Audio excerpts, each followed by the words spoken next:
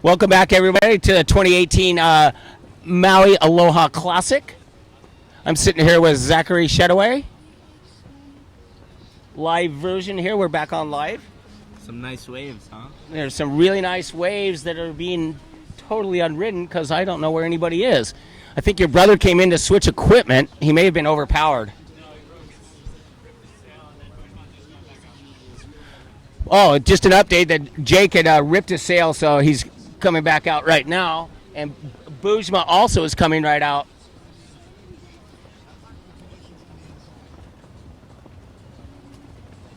Although Bujma's in the next heat, so that's really, yeah. So Jake continues to get his gear, because he's the only one who's ridden a wave in this heat. He literally doesn't need to go back out. I know. But if you got it to yourself, I'd be out there. I would too. But you always run the risk of breaking your gear on the raw. That's never fun.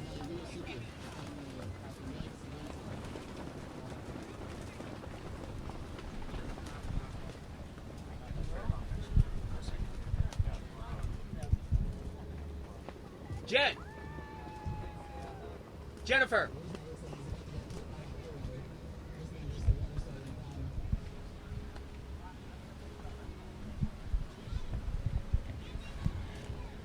Okay, back on live here. We got a couple competitors out there that are in actually the next heat. I'm not sure if Jake's going to be sailing back out for his heat. He doesn't need to. We're sitting on 4 minutes left in this heat. What do you think of this heat there, Z? Pretty boring? I think it's not too action-packed. Not too action-packed, not at all. Well, that's good. Yeah, I really don't think your brother's going to go back out. I don't think he needs to. No, he doesn't need to. Although, because we haven't seen him. Well, to say one thing, you're making this scene look a little bit better because, as you've told me before, I have a face for radio. You do. Trying to improve the live cast.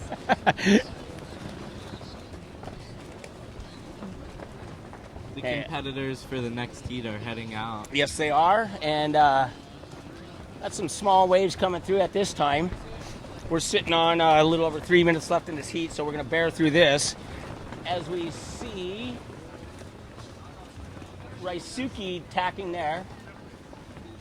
Bujma's in the blue sail going out.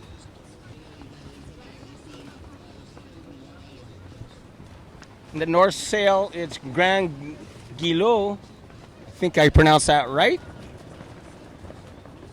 This is heat number 10 of the 2018 Maui Aloha Classic. There's definitely some lines coming through. So hopefully we get this action-packed heat coming up.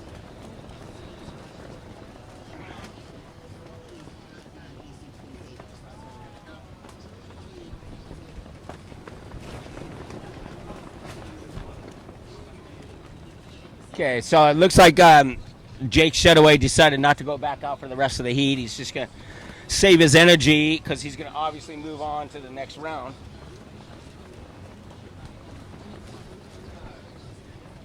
What do you think about the conditions, Funk? You know what? If it was a free sailing day, there'd be about 20, 25 people out, I would say. Conditions are good, but it's definitely carnage material, especially on the bombs.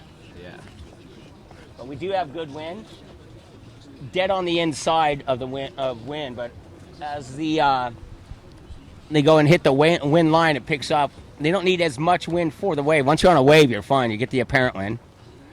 Bujma just doing a little warm-up wave there.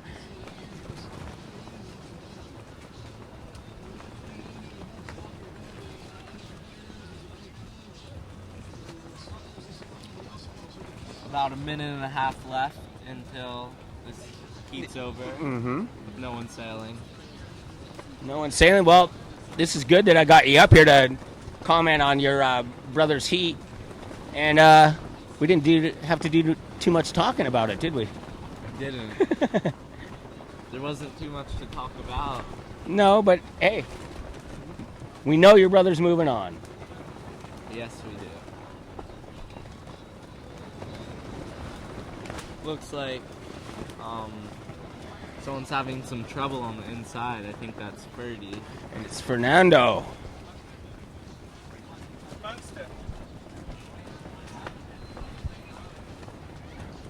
We got Ryasuke on a wave. No, this is Bujma. Oh, that's Bushma, sorry. But he's not in this heat. He's going to be kicking out of this. Or falling out. 30 seconds left. Oh, there he goes. Powers through that. He needed all the power he'd need to get through that because he was almost a bug on a windshield there. Got some lines out the back. This heat's got less than 10 seconds. So what we're doing is a 16-minute heat with a 2-minute transition. So basically you're going to be scored on the 16 minutes. The 2-minute transition is so you can get out and get set up for your heat. And it's basically what we call it an intermission so that you're all set for the beginning of your heat. And everyone wears watches so they know when the heat's going to start. We have the horns, we have flags. Green flag is the heat's on, red flag is the heat is off.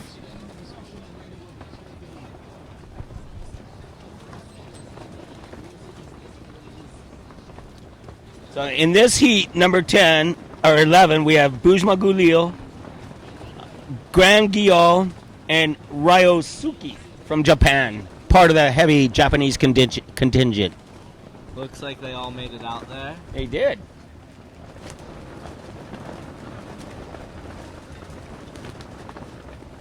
Okay, Z, let's call this as Grand Gyo. What's he doing? Oh, he tacked out of it. Didn't want any part of it, so we'll hold you there.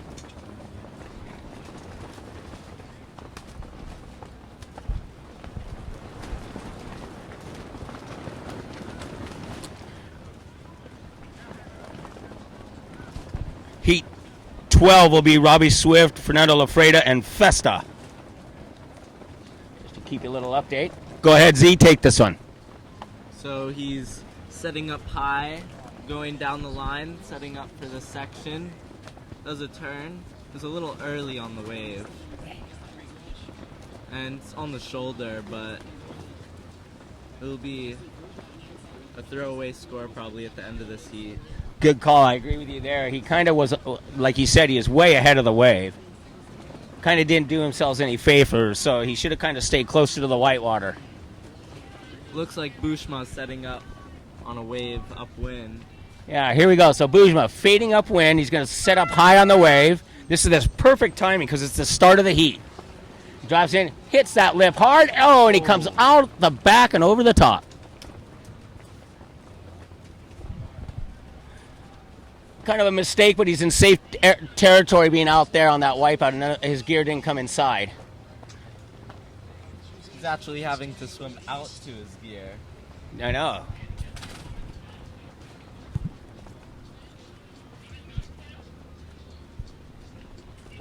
Okay, just 30 seconds into this heat. 2018 Maui Aloha Classic.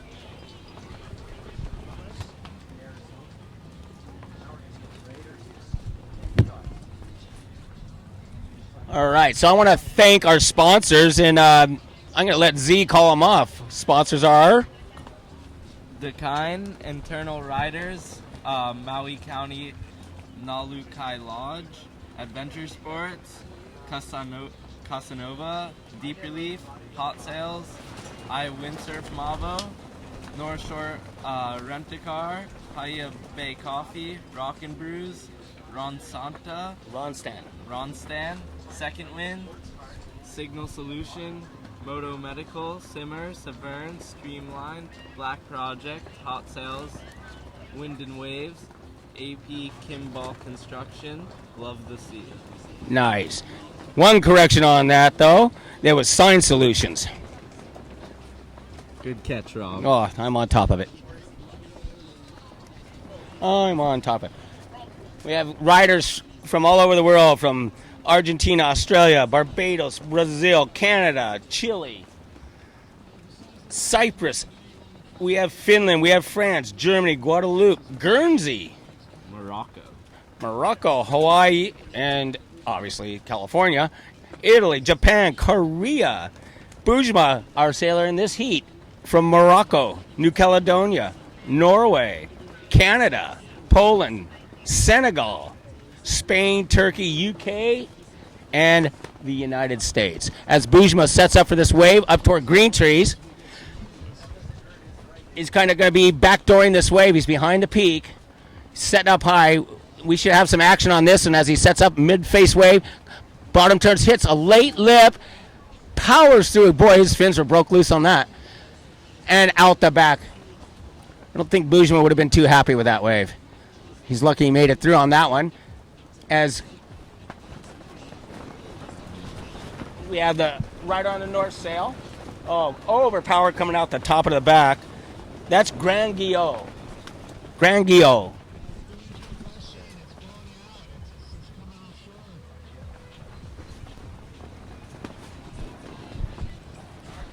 There's Ryusuke out the back, setting up on nice waves.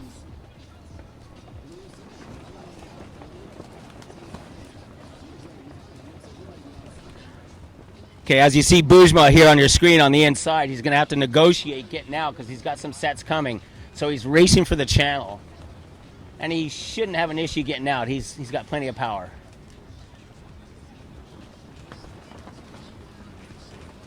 Ryusuke, bottom turns into this nice little nugget. Holds his rail hard, nice off the top. The thing's going to shut down on him. He's going to try and make the corner here. As he's driving it, he loses a little bit of speed, and the thing will shut down on him. A good little scoring wave for him at the beginning of that.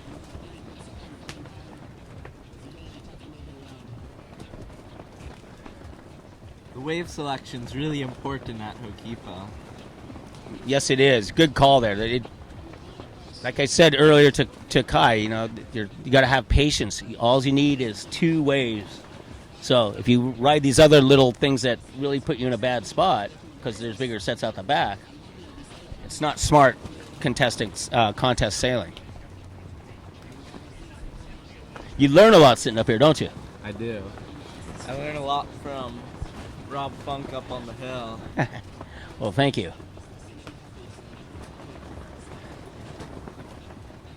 Okay, Bujma setting up for this wave. He's going to fade upwind into the high point of the wave. This could be a nice, fun peeling right-hander on him. Doesn't look like there's too much of a wall. It's coming. He's going to let the wall build. Yeah. And he does it perfectly. Nice bottom turn right into the shoulder, into the pocket. Perfect turn. He's probably getting another turn out of here, and he might kick out right here. Good turn wave. Good scoring wave for him.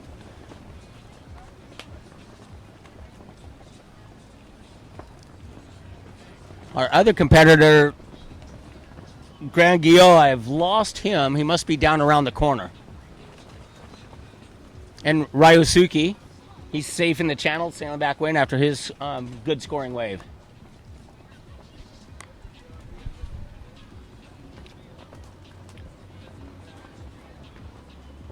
So that's Fernando Lofreda in the next heat, sailing out, just getting ready for it. We got a little over 10 minutes left in this heat.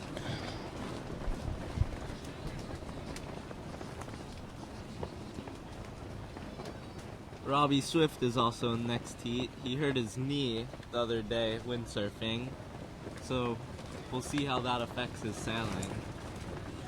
Our Grand Guillot competitor is back out on the north sail.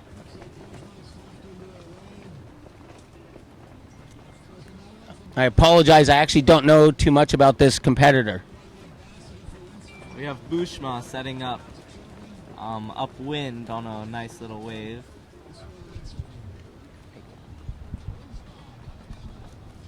He's going down the line, bottom turning, doing a nice little turn, coming back upwind, and setting up for that nice turn. That was a really nice turn. See how much water you sent out the back? Bucket. Yeah, Another buckets. little off the top. Okay, here we go. Could be showtime. Little aerial with no. a little tweak on it. That was a nice little wave for Bujma.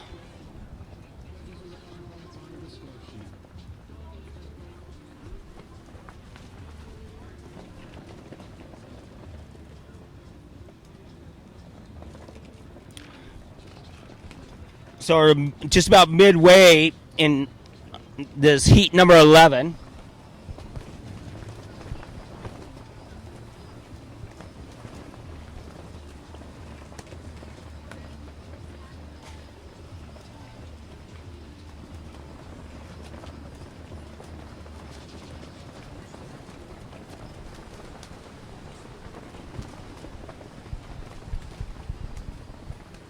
Okay, all competitors are outside, except for Bujma, who's going through the channel right now. Boosts a little jump out there. There's some lines coming in for them.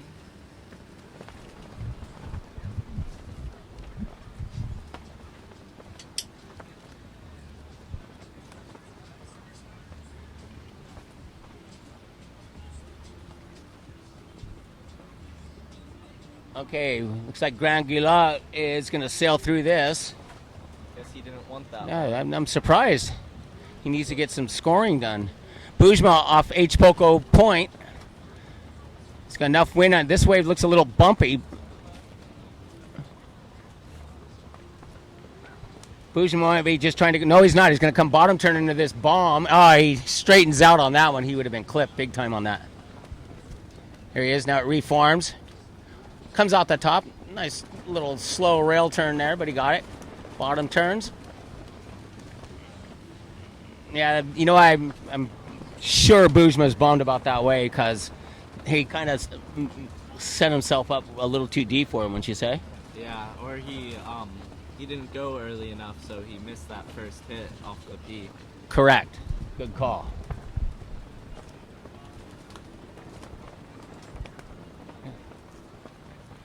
There's our fanatic North, actually not North Sails anymore, rider, Grand Guillot, kicks out of that wave.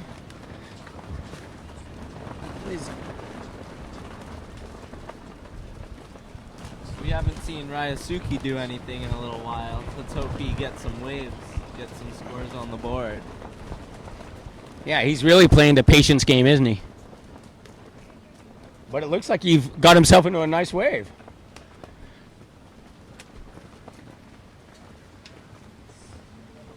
Ryusuke, nice wave lining up for him at Green Trees. Just letting the wave set up. It's just going to let him lift up. He's going to fade into it a little deeper. Oh, this is turned out to be a really nice wave for him. So at bottom turns, he's bouncing a little bit. He take a little higher line. Now he's going to have to take a real high line here to get up to that. Nice turn. He's bouncing all over the place, but he's still getting a really good wave out of this. It's just holding up for him. Bujma on the wave behind. There he goes with a little. Yeah, and yeah, he's out the back. That was a good little rate for him. Now we got Bujma on a really nice nugget. 360. Can't pull it off.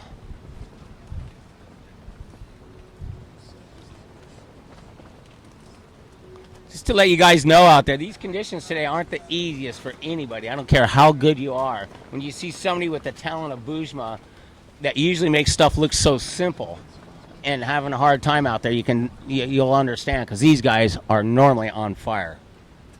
As Bujma tacks into another nice wave, he's going to fade deep on this one. Nice bottom turn. Thing shuts down, but he does a late hip floater. He's going to let the sail come through the white one and he holds it. Another hit and out the back.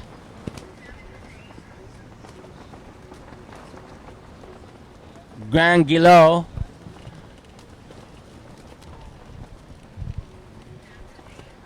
Backdooring this wave. He's going to come up and go for a late aerial. Oh, and he gets a very late aerial. A little too late, Rob. Yep. Looks like his gears run away from him. Okay, no, he's going to have to swim a little harder than that, but luckily there's nothing behind to keep sending the stuff in. The current in there is super strong, so sometimes it'll get sucked out through the channel when it's big like this. Oh. Yeah, if you're looking at this on your screen, folks, you're going to see the current just start taking it to your left on the screen. The competitor's hoping it goes to our left. As we see Robbie Swift heading out for his heat.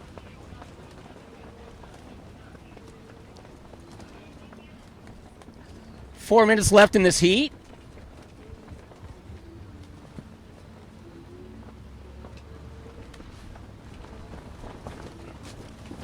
Grand Guillot's getting lucky that there's no waves. He's very, very lucky, but he better swim harder than he is. A lot of people aren't used to the swim. I mean, you got to use your whole torso and legs just to power to get to your rig before it gets on the rocks. Because we've all been there. If you're a normal windsurfer on Maui, you always go on the rocks. Yes. At least once. Okay, Ryosuke.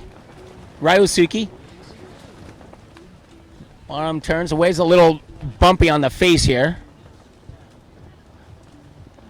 Coming off the top. A little slow turn, but holds his rail good. We got it outside. Bujma. Oh, with a really nice wave. This thing's going to hold up for Bujma all the way through.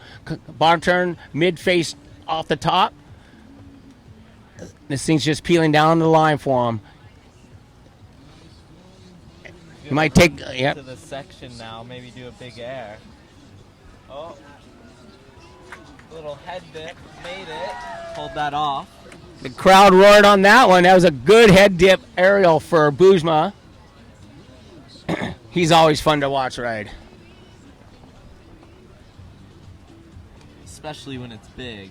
Oh, yeah. He's not afraid to hit it. He's not afraid.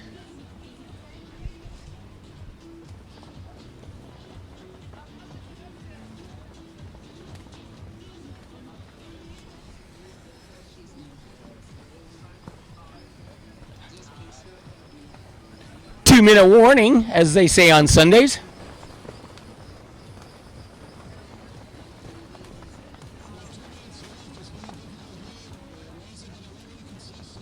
Okay, you have Bujma tacking onto the wave.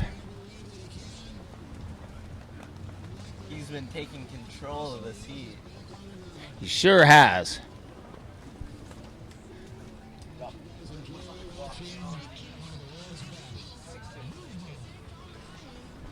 Setting up high, right upwind to the peak, bottom turning to hit it, and nice off the top.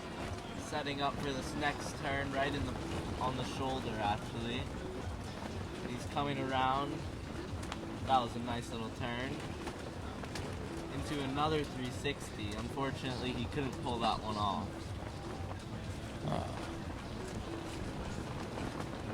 That was a nice whole combination of wave riding for Bujma on that. And that's going to be a good scoring wave no matter what, because the wave was pretty much done by that time. Here it is in slow motion. Watch this.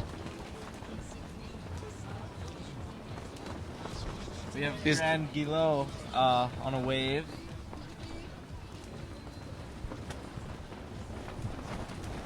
He's setting up, going a little early on this first turn to set up the wave. Oh, he's going to go out the back. Slid out on top.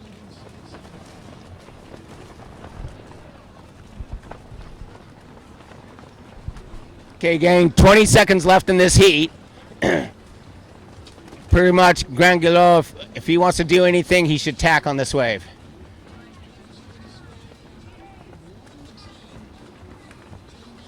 Okay, gang, that's going to be pretty much the end of this heat.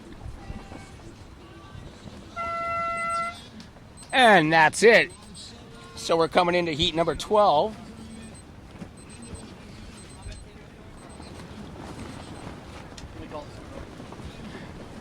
Thanks, Z, for sitting in. Oh, actually, I'm going to kick out and let Kai take over. Thanks, Rob.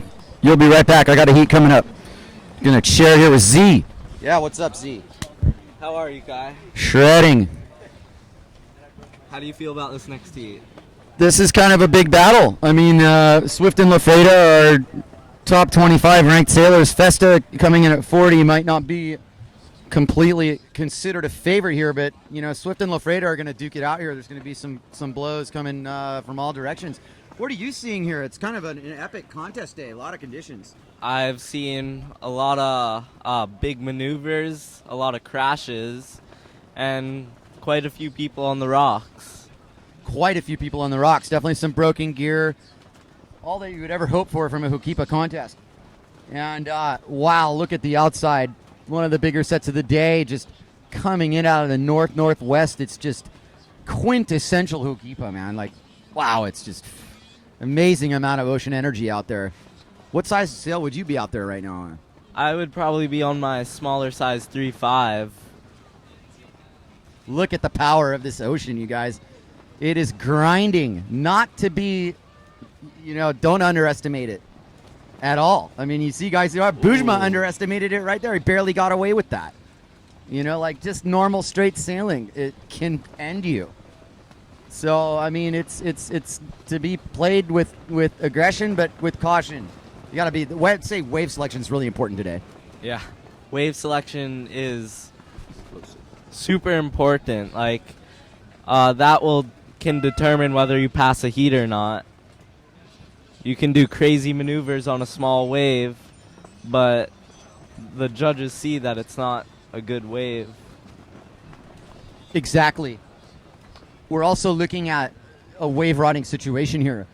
And, length of ride might not be it, but being able to hook a couple of really aggressive turns right in the pocket, that's going to matter. Here's Robbie Swift. And he opts out of his first riding opportunity. That might not have been a bad idea. That was the first kind of opportunity for him, and that would not have been a good score. Lafreda's right behind him, and Lafreda has a really nice wave. This is a chance for Lafreda to make some noise here. Fernando gets his first check setup turn here. He's going to let the wall build up. He's not afraid to ride this wave because he knows there's going to be a little bit of something at the end of it. Fernando Lafreda, who keep a local for many years now, rebounds off the lip. And it'll be a score. I don't know, what exactly it'll be, but it'll definitely be a score. It looks like he's trying a new board. I've never seen him on that board before. So we'll see how he rides with it. Do you know what it is? It's a JP. Very interesting.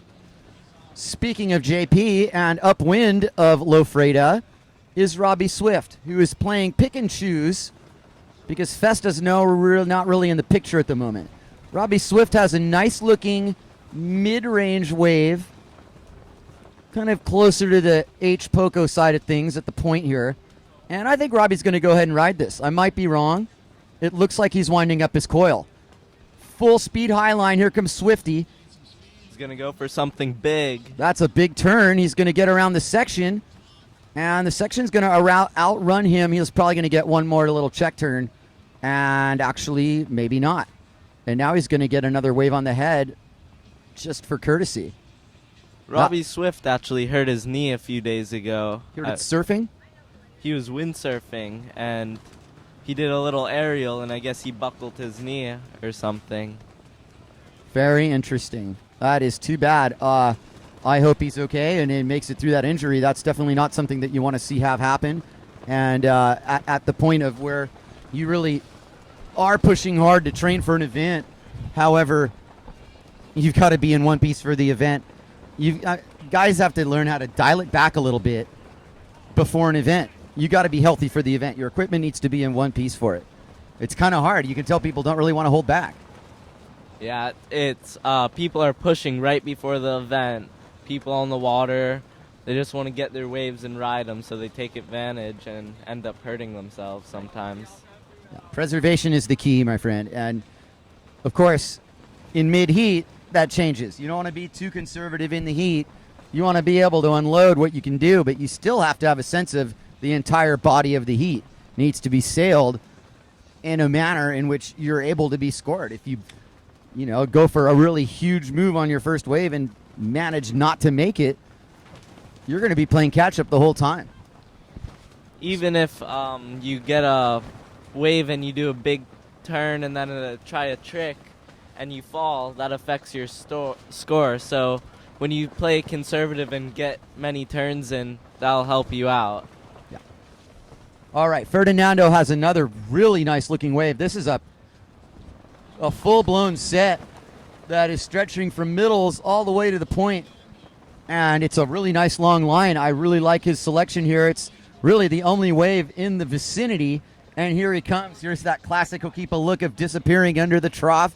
Ferdinando Lafreda punches his bottom turn, takes aim for that section. That JP board doesn't look like it's working too bad for him. I see a couple new angles that he's taking, a little more vertical perhaps. Ferdinando likes to do that speed line into the aerial, yeah? Looks like he's setting up for it right here. Good call with that. Look at that. Bang. Nice hit from Lafreda. Swifty behind him. Kind of in almost a catch-up mode here. And is going to get a couple more turns on this. I think Lafreda's wave's probably going to score higher. Correct me if I'm wrong. I agree. It was a better wave. Robbie's looked like it had some foam on the face, so it's kind of slowing him down.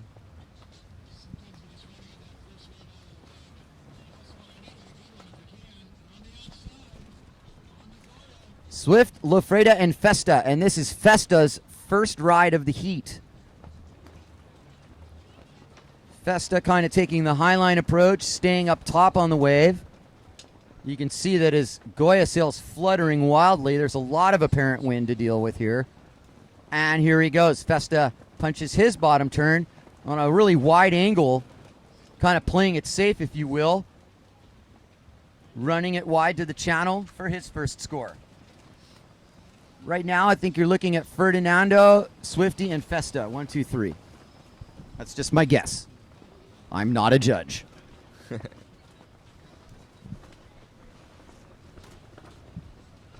Ferdinando Lafreda has high visibility at Hokipa. He's very integrated with the great Jimmy Hep.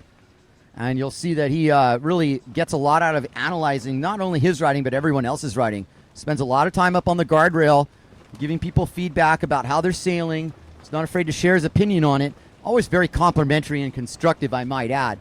I believe he does some coaching. Could you elaborate on that for me? He does some coaching for me, actually. We go swimming and running, and he also coaches me on the water. So he's very critical of speed while you ride and using your rail. What kind of background does he come with the coaching? Has he actually been an athlete in another sport other than windsurfing? It seems like he's got this very athletic, athlete type approach. He went to school in Italy to be a trainer, so that's his background with that. And he's been windsurfing a lot. He uses very short harness lines that's why he's like muscular, I guess. Uh-huh. And do we have the drone angle up here? It almost looks like we do. I feel like I'm flying above Hokipa here, which is awesome. And bringing it to you live here from the sky. Like we're flying kind of close to Robbie Swift, who looks like he's picked up a really nice wave. You can see the wave in front rolling through. These are like 5-wave sets here. And, yeah, that's Swifty on a really nice one. He's taking off behind the peak here. So right now, Swifty's just assessing his situation, looking at the line he's going to draw, picking how soon he's going to actually go for the whole attack here.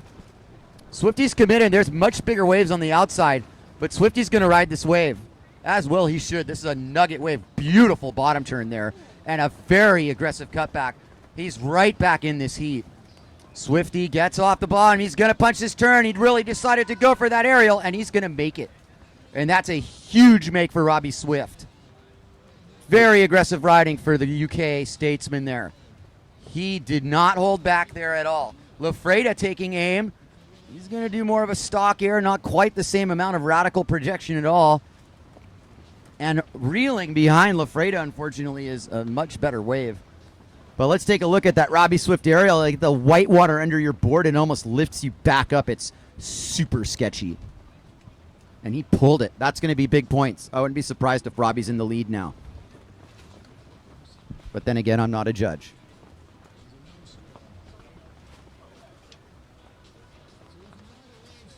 Swifty definitely having to be considered one of the main contenders for the world wave title. Another UK sailor who made a lot of noise this year was Adam Lewis. And between Swifty and Adam Lewis, there holds a lot of hope for those British wave sailors who've been seeking their first wave title for their country in a very, very long time. And Robbie's a very well-rounded sailor. The current PWA tour, going to the Canaries twice and northern Germany once, might not necessarily favor Swifty, but he has learned how to battle it out at the top level in any condition. Well, one thing you know about Swifty is that he lives on Maui and is a regular Hokipa and is going to use that to his advantage someday if and when the PWA Tour should return to Hokipa. We'll have to see about that. What do you like about Swifty's style, Z? I like his power, how he can just drive through the bottom turn and connect with a top turn. I like the power that he puts into it. He's definitely a powerful sailor. That was on display here. Here's Ferdinando Lofreda. Take it away, Z. So he's going to the bottom turning under this lip, doing a little turn on the shoulder, setting up for this next turn that he has a good section for. Kind of lost some speed there, but still able to do a nice top turn. Do you think he's going for a JP board because Robbie Swift's right JP, so it's like this mental game that he's going after him on the JP equipment? It's all a mind game, I think. Big time. It's a smart one. He's gonna battle him on his own type of gear. I would say that the JP boards ride in a unique sort of way, and I'm impressed with what I see from Ferdinando in that regard. I agree with the move. It's given him a little bit of something that he doesn't normally have. There you see Swifty just bashing that lip. Awesome. All right. Festa setting up. Here comes another 5-wave set. Unfortunately, Ferdinando's on the outside looking in as he's sailing out. Swifty has his choice of wave, and he backs out of his initial attempt. Festa's just sailing with a full head of steam. He's going to go on the wave he's on. And you're watching him. Here goes Festa on the Goya rig. Again, kind of like a wide-angle bottom turn to get himself into safe position. He's gunning to make the wave. That's his first priority, pretty much. Festa's safe in the channel. Here comes Robbie Swift, who's going to fade as deep as he can on this and do the left fade line, and there he goes. Under the lip. Great hack from Swift. Here he goes again. He's going to take aim here. Another under the lip hack. Swifty sailing on a top form here. This is the way that's probably going to make the difference in the heat for him. It's good to see Swifties learn how to compete and not get rattled, by any sort of initial bobbles or whatever. He kept swinging on that really, really well-ridden wave. Seems like he has recovered from his first couple waves that weren't as great. Now he's top of the. He's building momentum, game. right? Yeah. It's just building wave by wave. And speaking of building, if you look over at the channel in lanes, you're looking at Lofreda right now. And Lofreda's doing the fade game because this wave's actually coming from kind of a lower point. So he has to get under it, commits to riding it, and it actually takes really nice form. This is a good rippable size wave. Ferdinando, not really always known for his rail game, is certainly trying to match Swifty rail for rail there. And not the best score, not the worst score for Ferdinando there. Good exchange by these two. It's a good heat. We have more lines out the back, but it looks like no one's there yet. 3 minutes, 32 seconds to go. And I am going to call this my last call before I go in my heat against Vogt and Guillemont. I got a big heat coming up. And I'm excited to just be a part of this event on and off the water. It's so nice to be here on Maui for the 2018 Aloha Classic IWT Finals. Z, did you do any other IWT events this year? Unfortunately, I wasn't able to make it to any, but I hope to do it next year. Yeah, same here. I'm only doing this event. But how about that schedule for next year, huh? Yeah, they have Japan, a new stop on the IWT Tour. That should be interesting. I'm super amped about Japan. I can't wait to make it over there. I mean, it's potentially really a groundbreaker for the IWT in terms of Japan was a huge part of the tour back in the day, and they are fired up on wave sailing over there. Omizaki's a punchy shore break kind of reform type of spot. It can get super windy. The most wind I've ever sailed in for sure was Omizaki, 50 knots. Rigs flying on the beach, super sketchy situation. Absolutely everything to play for. Anyway, that's an exciting tour coming up, and we look forward to next year. Watching some of the sailors from the heat coming up. That's Antoine Martin and Arthur Arukin. Antoine Martin is our tour leader right now. So, he's got a lot going on for him, and he's taking it in style. I really like his attitude, and he's sailing loose and inspired. Here comes Robbie Swift on another beautiful wave. Staying on the high line, letting it build in front of him, trying to take off not too deep, but just right. He's reading it very well, Z, and that's a beautiful bottom turn and an even better cutback. Winding on down the line, taking the Downtown Express towards Paia. Here comes Swifty. Woo-ha! Nice aerial, stock landing. Swifty's in command of this heat at this point, Z. What do you think? I think he just took it away with that wave. Unless Ferdy can get another big air or something. 30 with a minute and a half. And you can see the intent. He knows he's got to do something. He's probably pretty aware that he's got to bust a big move here. And, as if on cue, Hokipa's going to give him a lip to work it with. Ferdy coming full speed here. Is he going to get the air? A little bit of a contest error there, but nothing that he's capable of. I've seen him do much bigger errors than that. So, no, I think you're right. I think Robbie kind of stamped it down there, but here's Festa. You never know. Festa hanging on for dear life. It looks like he's got a really low boom and an overpowered type of rig situation. It looks like his boom may have slipped while he was sailing. Did he go kitty rig on us? Ooh. That could be a little detrimental. Wow, I tell you. There are moments today where you go, wow, it's really challenging and it's really perfect and it's a little bit of everything, right? You've seen some ugly moments, some gorgeous moments. Typical Hokipa. It's definitely classic Hokipa. The offshore winds and the west swell. All right, and that's the heat. I'm going to go get ready for mine, and you guys have a good show. I will see you on the flip. Thank you, Kai. Have a good heat. I'm going to bring in Jace Ponabianco with me, and Z, unbelievable rookie experience doing the commentating with me. I loved it, and Kai. Yeah, Z.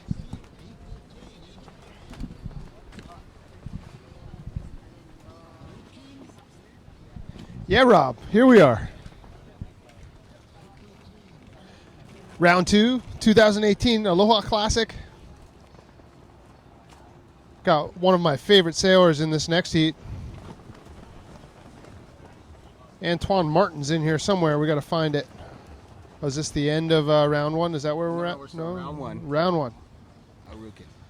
Antoine Martin, Arthur Arukin, and Zaboran. Yeah, that's an unusual name. We're in heat number 13 at the Maui Aloha Classic. IWT International Windsurfing Tour. We're in our 2-minute transition. 16-minute heats. Best 2 waves count. We're going to pull up the ridescoremobile.com's live scoring. One of my favorite things here of watching contests these days is to be able to watch the live scoring. I mean, even in contests as small as like my son's, HSA surf contest around here, they got the live scoring. It's amazing. Oh, wow, I didn't know that. Good. Yeah, that's great. So still in the middle of our transition, Antoine Martin, Arthur Arukin, and German Zaboran. German Zaboran from the USA. I'd really like to know a little bit more about that name. We're gonna have to figure out something about that. Yeah, I've never even got to figure out what sail he's on. And this is the end of the transition, and you'll hear the horn.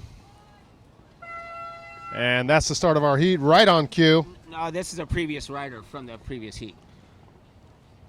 Just can't not have that last little hit. I can understand that. And this is Ferdinando Lafreda also coming in from the previous heat. So 2 of our competitors from previous heats making their way in.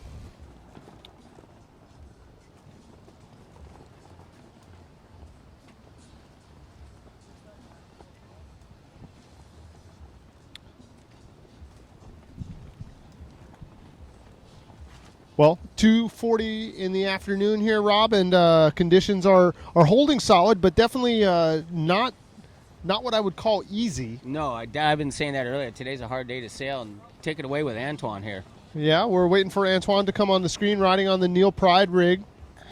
Down by H. Poco, big burgery section coming up underneath the lip.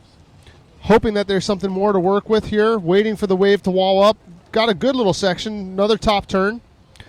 Real fat wave, though, but got a good section all the way at the end, looking for the aerial and making the very most of what is possible down in that section of the wave. That is not an easy part of the wave to negotiate. The wave gets really fat right there, and a lip that you were planning on hitting can go away in an instant, or a lip that you were planning on hitting could just crush you. Yeah, hit you. So definitely a difficult spot for Antoine Martin to make some points, but making the most out of it there. On the outside, riding on the Duotone and Fanatic rig, that's Arthur Arutkin. And for those of us that maybe are not as day-to-day in the windsurf world, no longer North Sail, now Duotone. Yeah, I had an issue with that earlier. I actually said North Sails, and I realized, and then I couldn't pronounce the name of the other one. All right.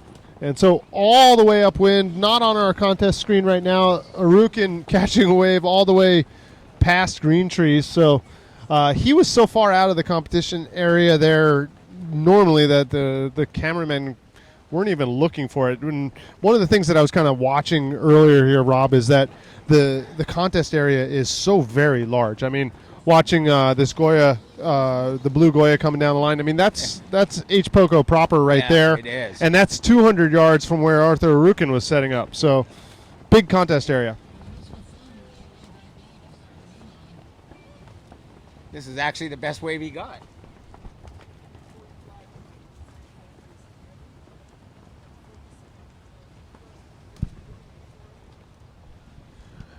13 and a half minutes to go. And we're in a heat with Antoine Martin, Arthur Arutkin, and German Zaboron.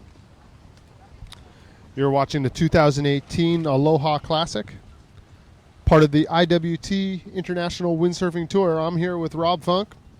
We've been having a really amazing first day of competition here at the Aloha Classic. What a great way to start things off, starting it off with a bang, don't you think, Rob? I agree, and I actually made a point to contact friends of mine that I've known since elementary school days to have them watch this to see what we do out here.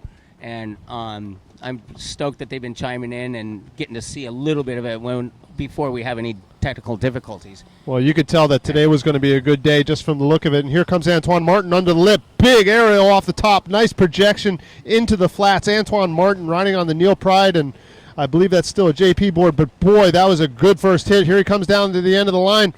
Another aerial, but blowing up on impact there.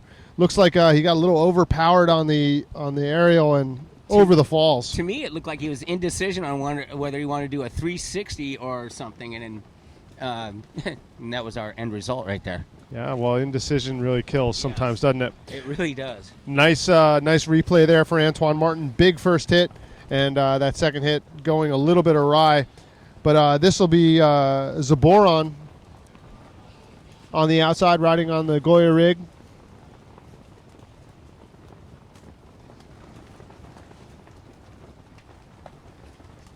Zaboron setting up. As we were talking about earlier, this is such a large playing field. This wave is about halfway between Green Trees and H. Poco. Nice top turn for Zaboron. A little bit of a foamy wave. Not all that much to work with. You can just see how bumpy it is all through the section here. And the wave kind of closes out, and he's just looking to get around the end there. That's German Zaboron. And on the outside, this is Antoine Martin riding on the Neil Pride sail. He's on pole position, making his way upwind. You can see that he's got a lot of power in his sail, Rob. What do you think? I agree. The wind's turned offshore, but in a good way. It's actually cleaned up. The waves were a lot bumpier earlier. Notice that? Yeah.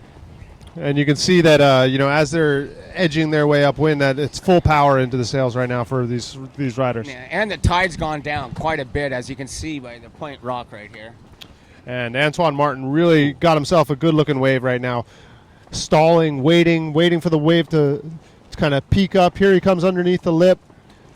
One-handed top turn for Antoine Martin. One of my favorite sailors to watch. Always trying to add something to his riding style. Nice top turn there. Blows the fins out.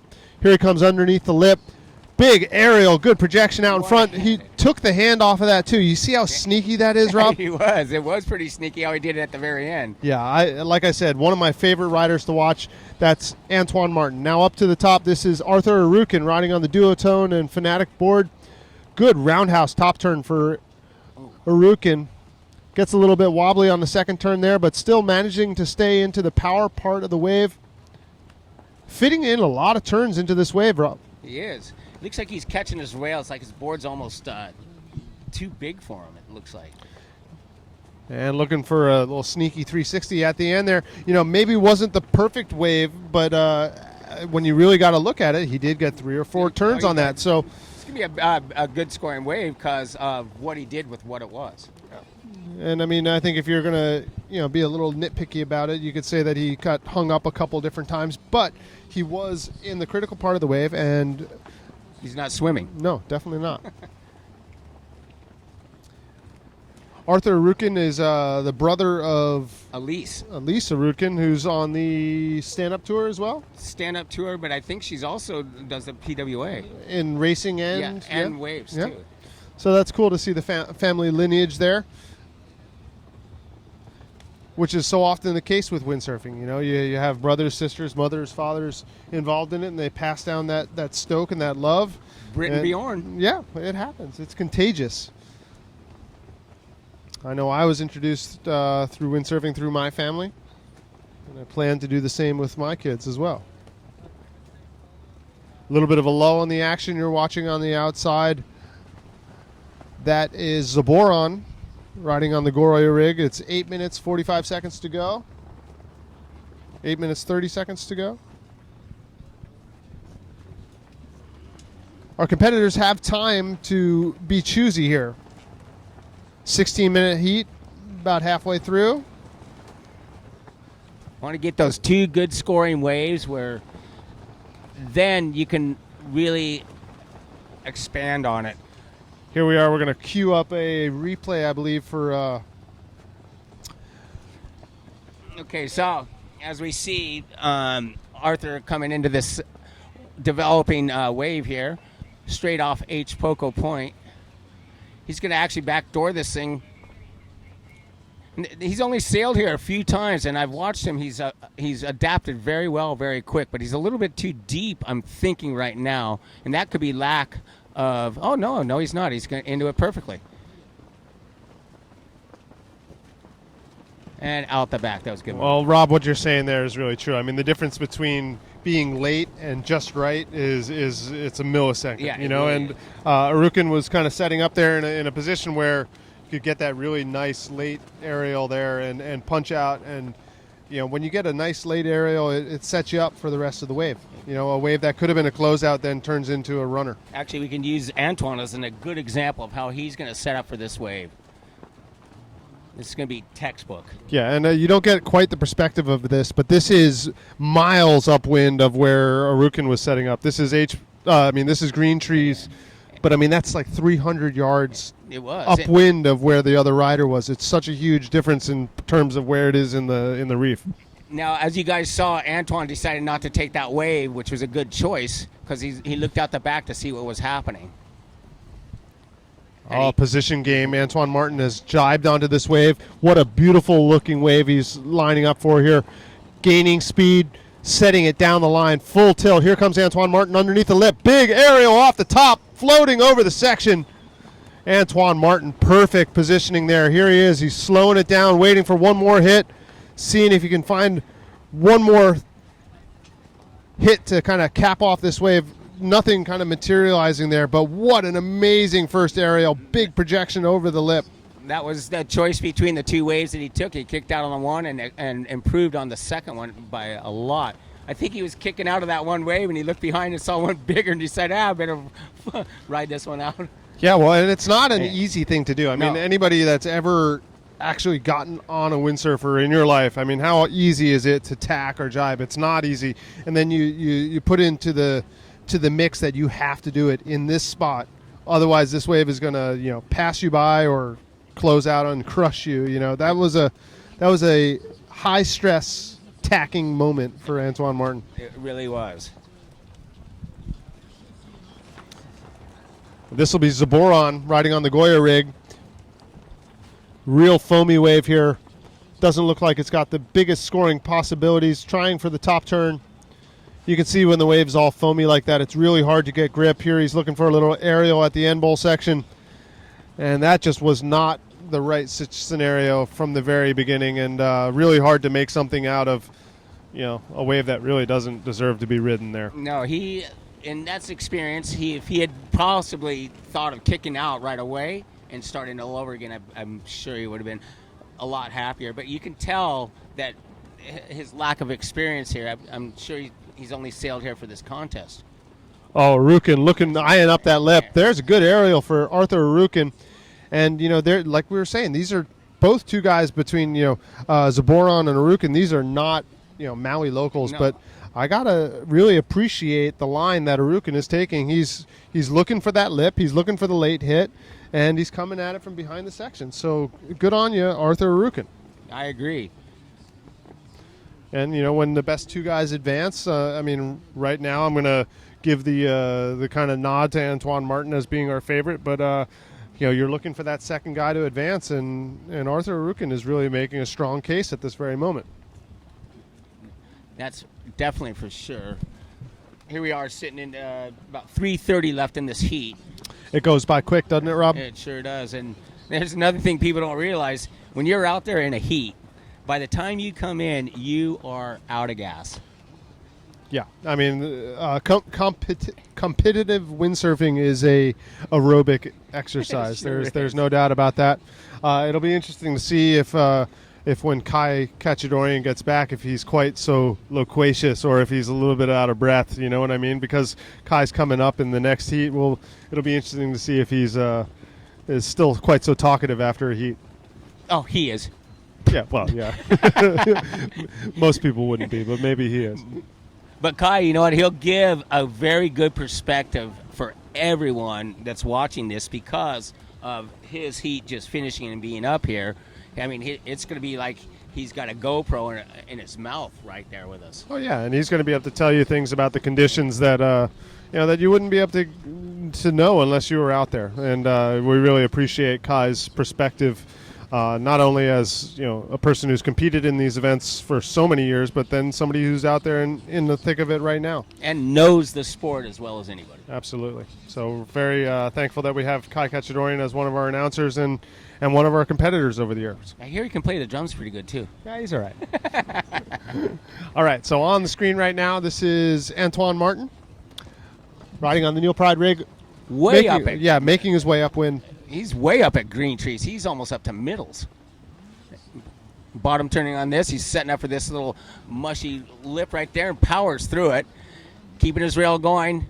Not the biggest wave he's ride, but look at the turn he just did off the top there. That just shows his style. He's going to come up with a nice little head dip aerial a la Boujma. Oh, beautiful drone angle on that. Really nice coverage for that wave of Antoine Martin. And, you really do have to appreciate the way he adds difficulty to everything that he does. Both of the first two hits were one-handed. It was not something that if you weren't really looking at that you might see. But, the first hit, he took the hand off at the end. And then the second hit, he had one hand as well. Just really, really cool to see from Antoine Martin. Yeah, he's not even hooked in when he does that. He's a wiry, strong fellow, and not afraid to take chances. I appreciate that of a windsurfer, not afraid to make it more difficult than it is. And throughout all the years, we've had a lot of those type guys, but now with the younger generation, during these times, it's amazing to see how they push the sport. Yeah. Absolutely, and you get a couple of those guys in an event together, and then soon you got fireworks. That sort of riding really. They push off each other. Yeah, it seems to build on itself for sure. Okay, Antoine is going to jibe into this or go through it. Yeah, he jibes onto this nice wave. He's got a nice wall setting up here. He's going to have to race it here. Nope, he decided not to. You know what? Heat's over. He's just going to come in. He doesn't even need it. He doesn't need it because his highest wave score was a 7.9, and then the second one was a 7.27. So two really good scores for Antoine Martin leading that heat.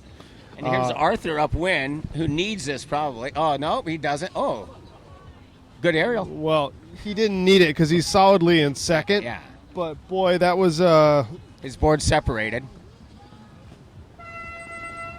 that was a little bit of an ugly moment for Arthur Arukin down on the end bowl. Yeah, you see his board. Watch the impact here, and then his rig's going to separate.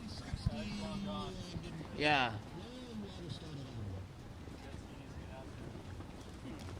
His board might make it in before he does. All right, so our water patrol there to help Arthur Arukin and his separated rig. We are in our 2-minute transition, and we have one heck of a heat coming up. I'll tell you, there are no easy heats in an Aloha Classic, but a heat between Klaus Vogt, Kai Kachadorian, and Gilliman is no easy heat. Laurent. Yeah, Laurent is not somebody you want to underestimate. So, yeah, this is one of those heats where you have 3 very good riders, and that makes for a difficult place to advance, doesn't it? It really does. But this is actually one of the biggest heats so far, these 3 competitors. We've had other heats with stars in them, but it was an easy tell who might move on from that. But this one's going to be a tight one. Yeah, when you got 3 solid competitors in a heat, it's not an easy one to advance. So here we have Klaus Vogt, Kai Kachadorian, and Laurent Gilliman. Laurent Gilliman. And so, Robbie, it's been a pretty amazing first couple of heats. Oh, I agree. We're in heat number 14? Yeah. Yes. We've gone solid. We're going to go through till pretty much we can't see anymore. We're going to get as much done as possible. I think we're on a hard stop of somewhere around 5. So, Yeah. Another hour's worth of competition to go. And what a great way to start off the 2018 IWT Aloha Classic. And on the water right now, it looks like Kai Kachadorian has kind of changed his rig. We're going to get out to the water here in a second. As the horn sounds, that marks the beginning of the heat. And who is right there, right on the set wave, right at the very beginning of the heat, is Kai Kachadorian riding on the Simmer Black Tip.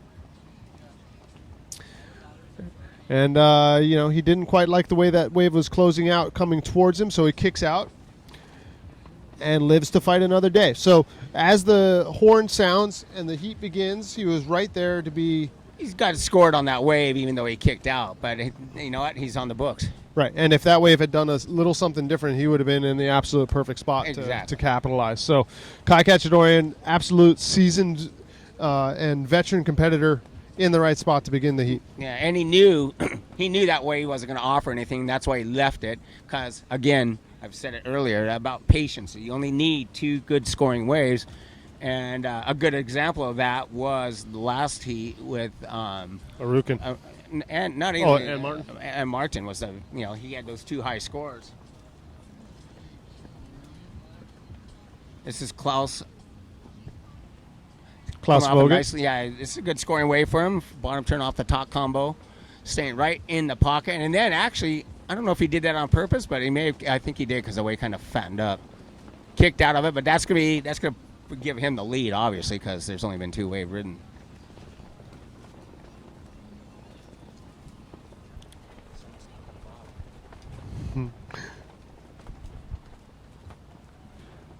So 16-minute heats, 2-minute transitions.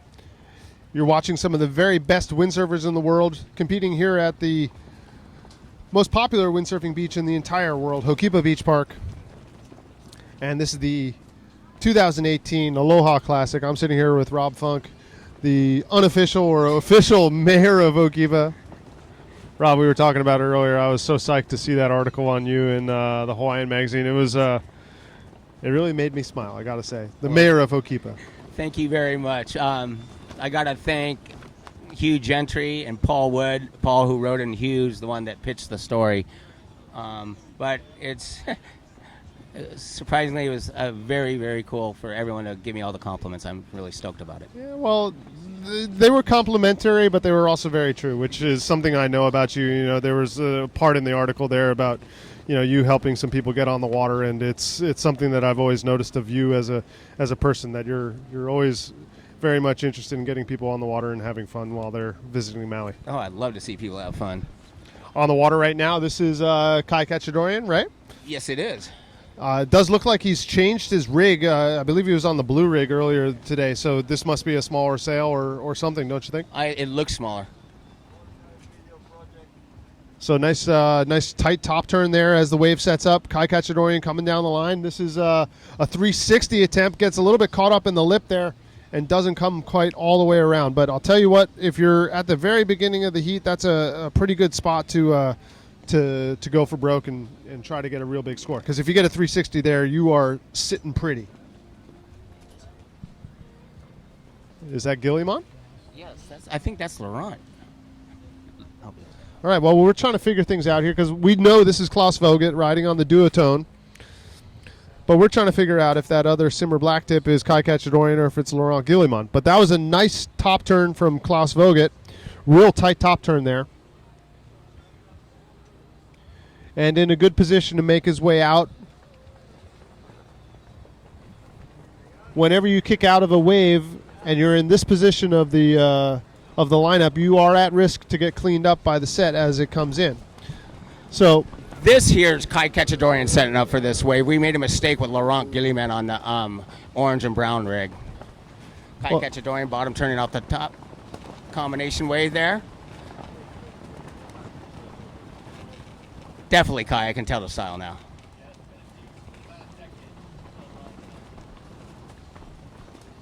And the floater aerial, he kicks it out the back, though. That's not what Kai is really looking for in that scenario. You know that he wants to get that floater to go back in to get the points on it. But it is interesting to see, where was Kai through the beginning parts of that heat? We were wondering, we were watching Laurent Guillemot riding on the orange simmer sail, and it was throwing us for a loop. But here is Kai, and now he's on the board with his first wave of the heat. I think Kai was just, like I said, the patience waiting for that right wave. He was sitting up by pretty much middles and green trees. I mean, he's got his watch on. He knows the time.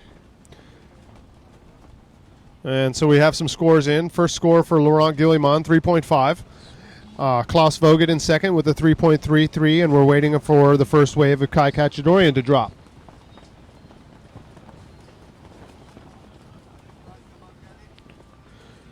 This is Pro Men, round number 1, heat number 14. Up next is Levi Siver, Garcia, and Slovatskia. Stolziak. Tom. Say it again. Stolziak. Stolcia. All right, so that's coming up in heat number 15, but you're watching Pro Men, heat number 14. I could have just murdered that. But you didn't. Yeah, I'm not sure. Here's Klaus Vogt setting up now, riding on the duotone in the Fanatic. Waiting for the wave to fully line up here. Nice wrapping top turn. Stalling. Coming over through the flat section, through the currenty, white watery part. Here comes the aerial. Bang off the top. And making the most out of that scenario. Yeah, it was pretty much a stock aerial, but he made it. And it, again, like you said, it's scoring him points right now. Yeah, stock a little bit for sure. Maybe not the most radical, but about the best that you're going to do in that scenario. Good powerful projection for Klaus Vogt. On the outside, this is Laurent Guillemot.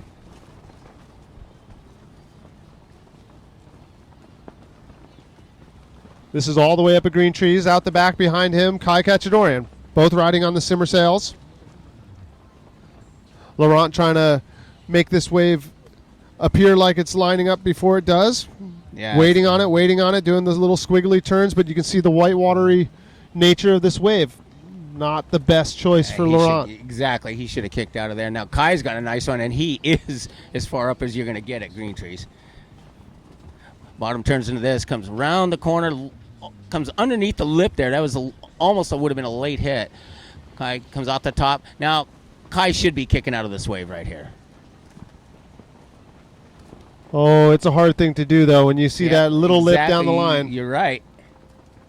And pops off a nice little aerial. And, that'll work out well for Kai Cachadorian there. You could have definitely argued the kick out and lived to play the position battle. But, when you manage to get an aerial that's projected like that off the last turn, that really helps to put the cherry on top of your wave. That's a veteran sailing Hokipa.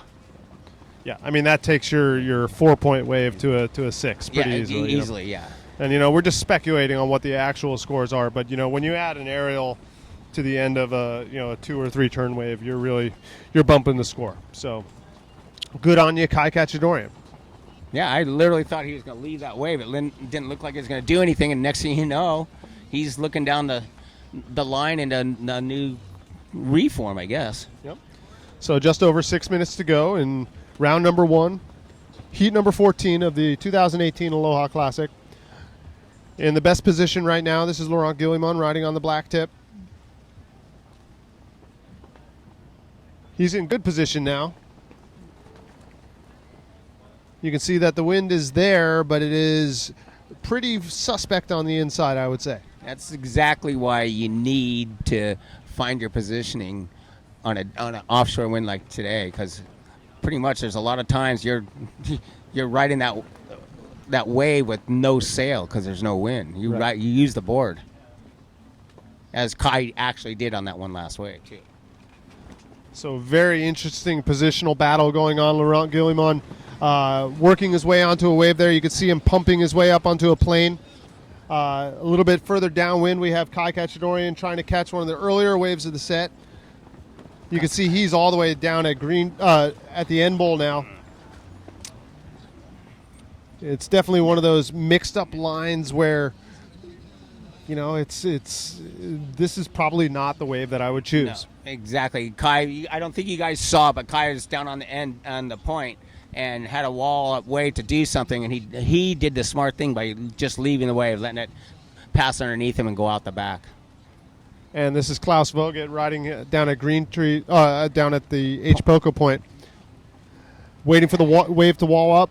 Nice aerial off the lip. Find some projection there for Klaus Vogt.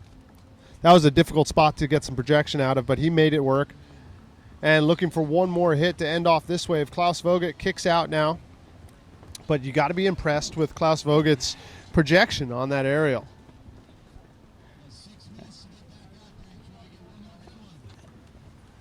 Rob, the wave down there gets so fat. It's one of the deeper parts of the reef, and it's very easy to go looking for a lip that kind of backs away from you. Oh, exactly. And we've seen that happen a few times when people think they're in a good spot, and they basically think the wave's going to jack up down there, and the water's so deep it just basically peters out. Out the back, Laurent Guillemon, beautiful first turn. Nice way to wrap it around and stay in position. Doesn't like what he sees with the rest of the wave closing out, so he kicks out. And that was the kick out just in time so you don't get closed out on. On the other side of that peak, that was the nicest barrel. Oh, there it is again. All right, out the back, we got Kai Kachadorian. Kai's got a much better wave here. Take it. Well, it's interesting to see Kai kind of wait for this wave to wall up for him. Here's a little bit of a foamy section, but he's going to get a good top turn here. He's not. So Kai wasn't quite happy with what he saw and is playing a positional battle right now, riding the wave back upwind so that he doesn't end too far downwind and in the kind of current zone. It's what I call the penalty box, Rob. When you end up down there in the current, it's around hard. The corner. I wonder if maybe Kai is changing rigs, perhaps. I mean, when you start coming into this part of the area, maybe he's. I don't know. I think it's just the wave selection, and that one was a little too west and shut down on him that he is having. I don't know. He's not getting the waves he wants right now, as Laurent is fading into a really nice wave here. But again, got time left, 4 minutes plus. Oh, Laurent should not be messing around right now. He needs a second wave to make this heat. So Laurent was kind of fading there, waiting for this wave to line up, and it really is kind of petered away from him here. It's barely alive, this wave, but he's managing a good turn. Yeah, be honest with you, me as a competitor, that's frustrating. Yeah, well, he was waiting for it to give him something to work with, and it really just backed away the whole time. So, but Laurent was in a position there where he needed a second score, and that might have been exactly what he needed. We're really tight here between Vogt, Kachadorian, and Guillemon. So if you're looking for the live scoring, you can go to f-ridescoremobile.com to get the live score. This is a great aerial from Kai Kachadorian. I believe that was from earlier in the heat. Was from earlier in the heat, and showing off that Simmer logo on the bottom of that board. A very proud team captain, Kai Kachadorian.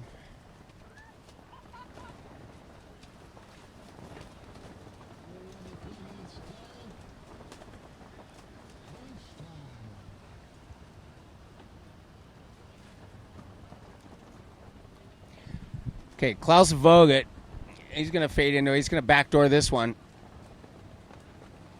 We can get done. That's Levi Cyber getting ready for his next heat that you just saw out there. And here comes Klaus taking a high line here. He's got a nice little nugget here developing. Getting his speed up. Comes in, nice little bottom turn. Off the top, sends buckets of water out the back. Get another turn in here. This is going to be a good scoring wave for him until he did that. Oh, I love that first turn. Very Yeah, positive with the grip. Nice big spray out the back. Rooster tail. Klaus Vogt is currently in first place in our round number one, heat number 14 of our Pro Men division here at the 2018 Aloha Classic. On the screen, you're watching Klaus Vogt, our heat leader. In second place should be Kai Kachadorian, who's out the back and in a great position to pick up a good score here. This is Kai Kachadorian working his way upwind, waiting for the wave to wall up for him, doing some squiggle turns there. Now here he comes positive off the bottom. Kai Kachadorian, little check turn there. The wave is a bit fat as it's making its way to the H Poco point. Here he comes looking for an aerial. No, he decides to go around the corner. There you go.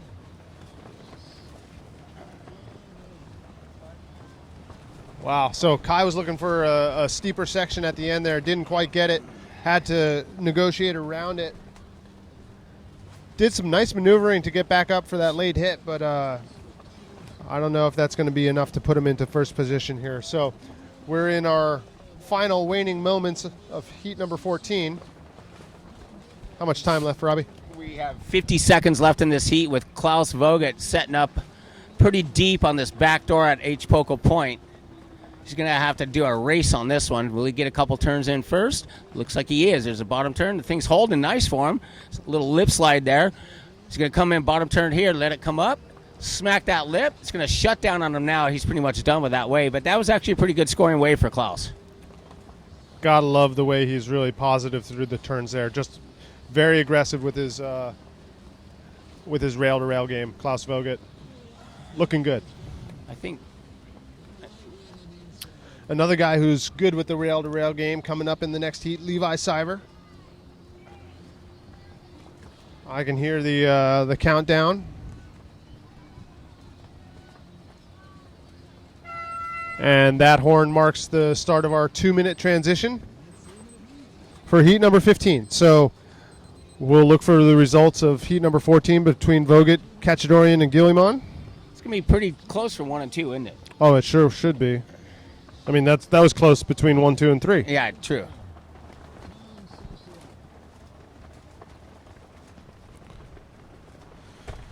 I have a feeling that maybe Klaus will make it through that one way or the other. With aerials like that.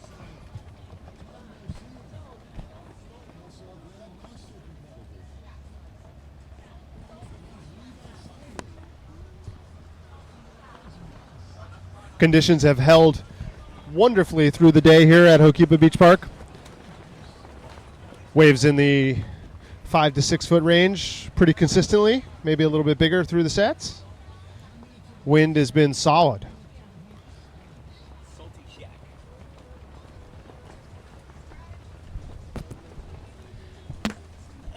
Okay, we found out a little information on how to pronounce Tom's last name. It's Salty Shack.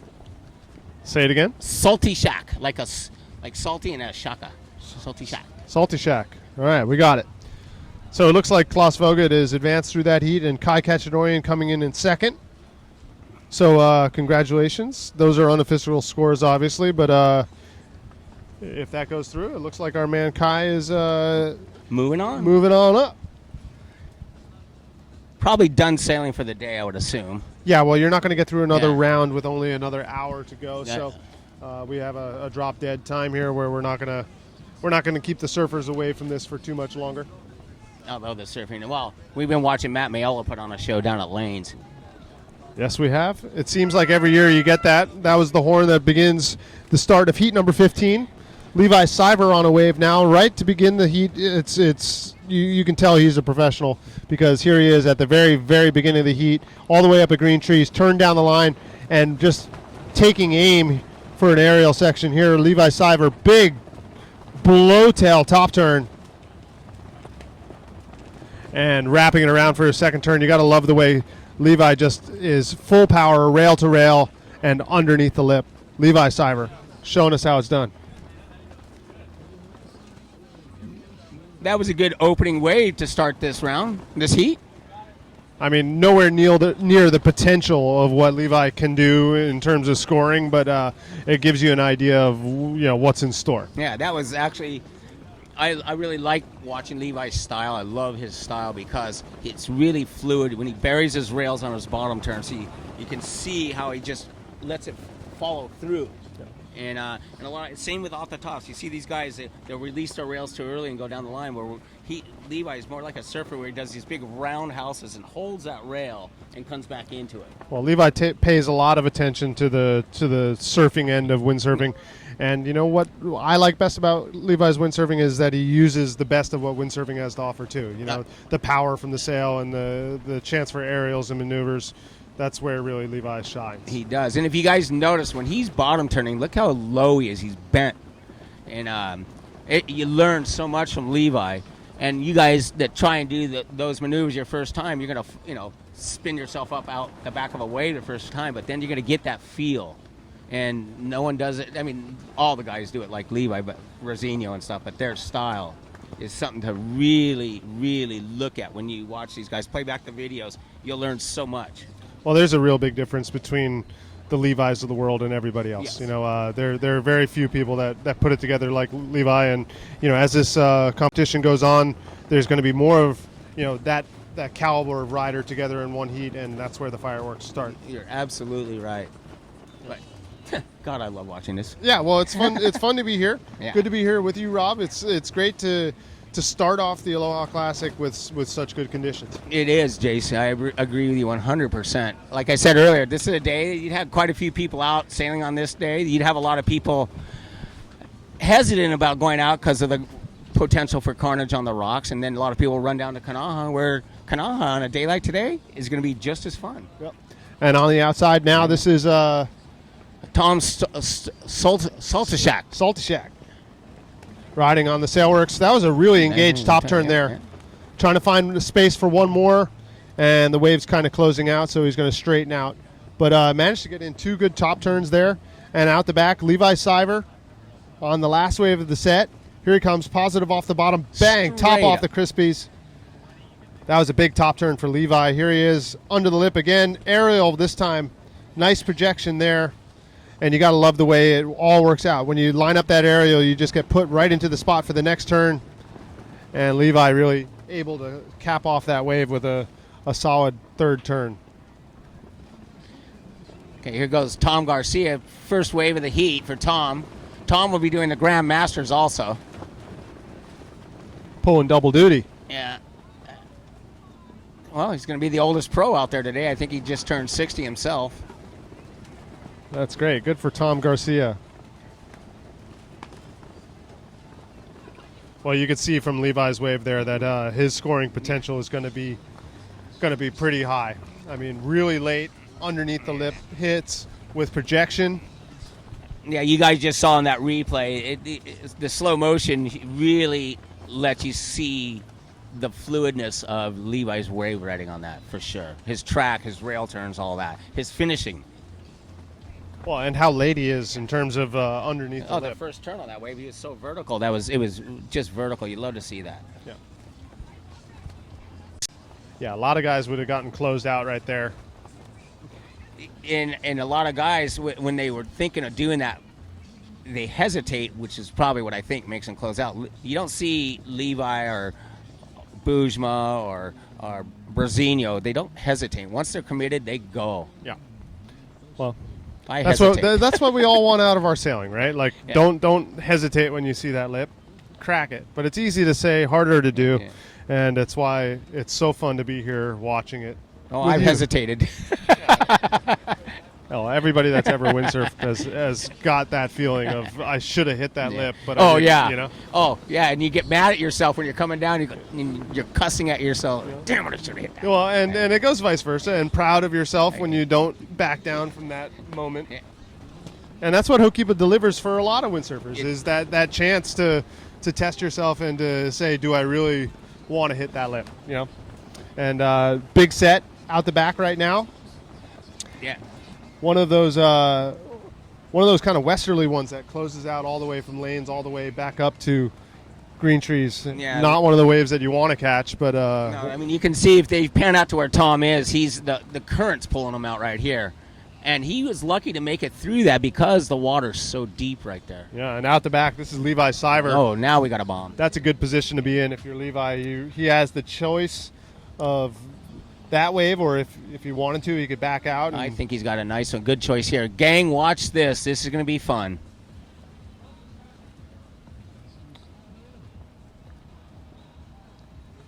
Oh, he decided to kick out.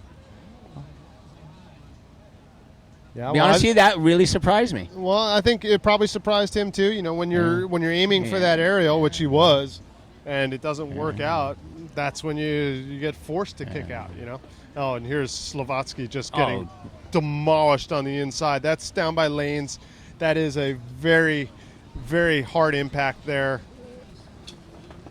The only real kind of benefit to that is that you're already past the rocks, so at least you're not going to get like pinballed directly into it.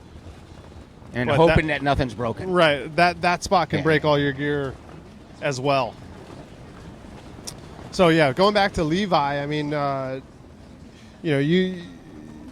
was just one of those things. The wave really didn't want him to continue riding it, so he saw that it was happening midair and Yeah. makes that slight adjustment between turning it and back into the section or turning it out and living to fight another day, as we say. But Levi is the only person in position here. Well out the back, that's Garcia. And Tom's probably swimming for his rig. Yes, he probably is, down in the penalty box. Here comes Levi, turning it down the line. He's all the way down at H. Poco now. Nice wrapping top turn, waiting for the wave to really line up here. Second top turn. You can see the wave's kind of gone fat. Really wasn't what he was looking for. Does not look happy with kind of how that worked out. Out the back, Tom Garcia.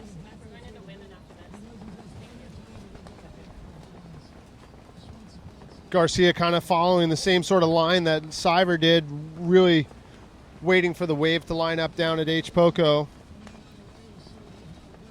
This wave doesn't really look like it's ever going to wall up for him. You can tell the difference of how fat this wave is here, and so here he is making his jibe and working his way out. So in first position, Levi Siver with a 6.33 and an 8.17. In second, we have Tom Garcia with a 2.0, and Slovatskak, Salty Shack. Salty Shack. I can do this name. Salty Shack. Yeah. Salty Shack is waiting on his first score. So Levi Siver commanding lead. 2 big scores on the books. I would imagine he's going to play it relatively cool for the rest of the heat. Doesn't need to go too much further with it. Shit, that one wave could win him the heat. It could. The one thing I will say from knowing Levi all these years is that if the right wave comes through, he's probably going to ride it no matter Yeah, what. that's for you know, sure. like whether he should or not. You know, those are different questions. But if he gets lined up on a good one, I bet you he goes for it no matter what. I agree. Levi loves his wave riding. All right, so we can see the water patrol working to help. That'll be Salty Shack, right? Yeah. Oh, he got sucked way out there. wondering where his rig is. His rig went in and he couldn't get in. Yeah, it's interesting how the current makes your gear go one way with the wave, and then your body goes elsewhere with the current. I actually had that incident happen to me a few years back. Where it was a really big day, and I got pounded, and my stuff was way inside. I'm floating about where Tom was, out, and I'm getting sucked out. Then Alex Aguirre comes flying by me in a kite, and he goes, "What are you doing out here?" I go, "I'm looking for my rig. I'm letting the rig just lift me, the wave lift me up to scan," and he ends up towing me into this fat left-hander, dragging behind him, and I had to bail off that wave. Classic. That's what happens here at Hokiba Beach Park, and all the way on the outside, Levi Cyber. This is kind of a random wave that's just kind of popping up, but actually has a nice looking wall to it. Levi on the point now, waiting for it to wall up. Looking for that first aggressive top turn. Here it comes, wrapping. Looking for the aerial section now. There it is, not too much projection, but a good aerial. You can see Levi kind of pumping to try to get through the flat spot on this section, and the wave's gone fat, so he's just going to find his way to the kick out. But, not too much projection on the aerial, but an aerial nonetheless. It was an aerial nonetheless. He was a little late on a bit. I think that was just because he had no speed going into it, but anyone else would have been swimming. Yes. Tom Garcia setting up on a little nugget right here. He's going to have to take a high line right here. See if Tom can come up and hit a lip here. And he does a nice little soft aerial out the back. Oh, those foamy ones. You got to stay away from the foamy ones. You really do.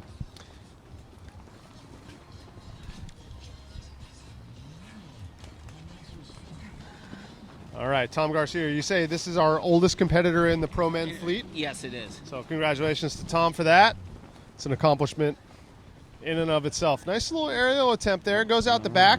Hard spot to kind of turn things back in. It's a part of the wave that when you hit the lip there, it really kind of makes you want to go out the back. It does, yeah. On that particular type of them. Tom's going to get the AARP word. Nice.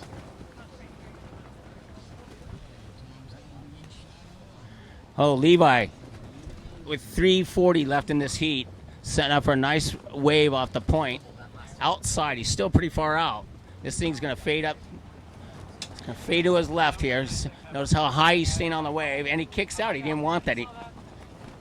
He's trying to probably get up back by green trees again. Yeah, well, he might be thinking more towards the end of the heat at this point. Levi Cyber's got 3 solid wave scores, is not being challenged by anybody in this heat, and with the waning moments coming here, it might actually just be kind of planning his exit, so to speak. Oh, looks like Tom's back in the game. Tom Saltashek. You got 2 Toms, Garcia and Saltashek, and Tom Saltashek is on this blue and green Sailworks, and he needs to get some scores in right away. Nice wave for Salty Yeah, Shack yes, here. it is. Nice big wall, big wrapping top turn, getting into the foamy part of the wave here, but still nice wall. And I tell you what, when you're talking second and third, which we are for Garcia and Salty Shack, that could be the difference between advancing and not. I agree. I mean, I don't know what the Tom's scores are right now. Do you have them there? They don't show Okay, but I think Tom's aerial wasn't as good. That's going to be a tough heat because Saltashak has only had one halfway decent wave. And actually, that was a good wave that he had last time. As we see Levi fading upwind, he is going to commit to this one.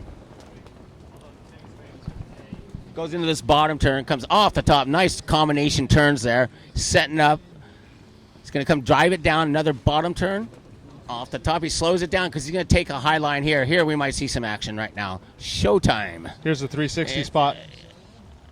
And I called it. he called it, but didn't have enough speed again. But still, it's irrelevant. Well, you can see the way it was lining up and what he was aiming for out of that. And, the reason why he did the 360 there is also the reason why it didn't quite work right there. He just needed that last little bit of projection to kind of throw him back in front. And didn't quite get it. You see him kind of fading out the back and getting caught up on the lip and out the back. So Levi's got the 360 in the bag. It's one of those moves that he knows how to do.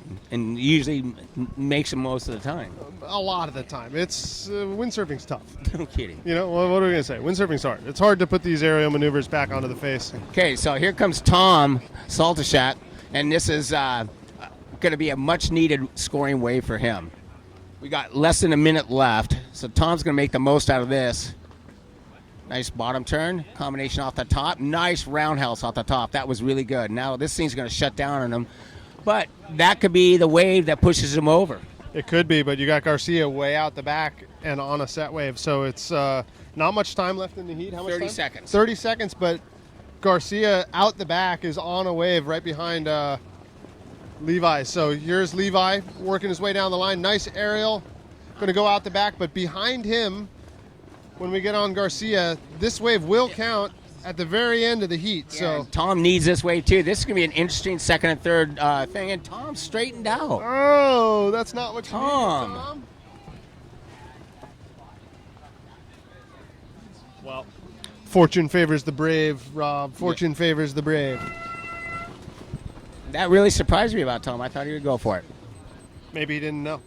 That good point. He may not have known where he was standing, and he may have thought Saltashak had already a bunch of heats, a bunch of waves already.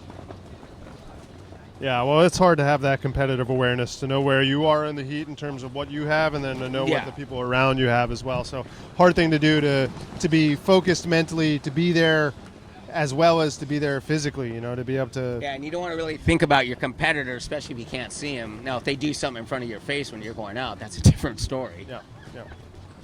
So we're coming to the end of round number 1 of the 2018 Aloha Classic here on the IWT Tour. This heat will have Ishii, Bergeron, and Huban. But it's not Camille Huban. It must be his brother? It's Tom Juban. A lot of Toms in this contest. Awesome. That's great. So this is the last heat of round number 1. This is heat number 16 with Ishii, Patrick Bergeron, and Tom Huban. Maybe Kai will want to come in and do this last heat of the men's pro. Should we rock, paper, scissors to see who stays? I'll stay. All right. Kai, you want to come in? Yeah. Come on, talk Hey, to we're me, going buddy. to have Kai and Jace take over this last round 1 heat. And Kai's going to let you know what he did in his heat and give us a really good insight. I stuck with that wave. You thought I should have kicked out. I know. Oh, you heard that? I heard that. Hey, can you get my coffee? Yeah. So classic Kai, while we got you settling in here, I hear that they're going to finish this round and then go on to the women, is what I've been hearing. I think you send the women out to the Wolves right now. They get their chance. Hey, Rob, can you get my hat? Don't ask him too much. Yeah, here comes the Dodgers hat. I knew that was coming before it even I happened. set myself up for the Dodger hat. Shame on me. Still better than the bald spot, Jace. All right, and that is the horn that starts our 16-minute final heat of Final our heat of men's round 1, huh, Jace? Round 1. All right. Hey, it's action out there. I can give you the perspective that Mother Nature is in charge out there. You can definitely pick and choose whatever you're doing, but you're getting some looks that are pretty interesting. Waves that appear to be really good, and then they just run to the channel. I think the optimum ones are those upper green tree ones, but they are too few and far between to hang up out there. And if you are waiting up there and a wave comes to the point, you're too far behind. So it's a delicate balance of trying to get close to the channel but not in the channel. I take it Levi won his heat. I think Levi handily won his heat, but that was a pretty good battle for second and third out of that between Garcia. All right, so we just got some information here that Patrick Bergeron is injured, so we're going to have a 2-man heat of brutal. Ishii and Tom Huban. I saw him sitting in his car looking pretty salty. That was kind of brutal. Maybe in a warm-up or something. Oh, you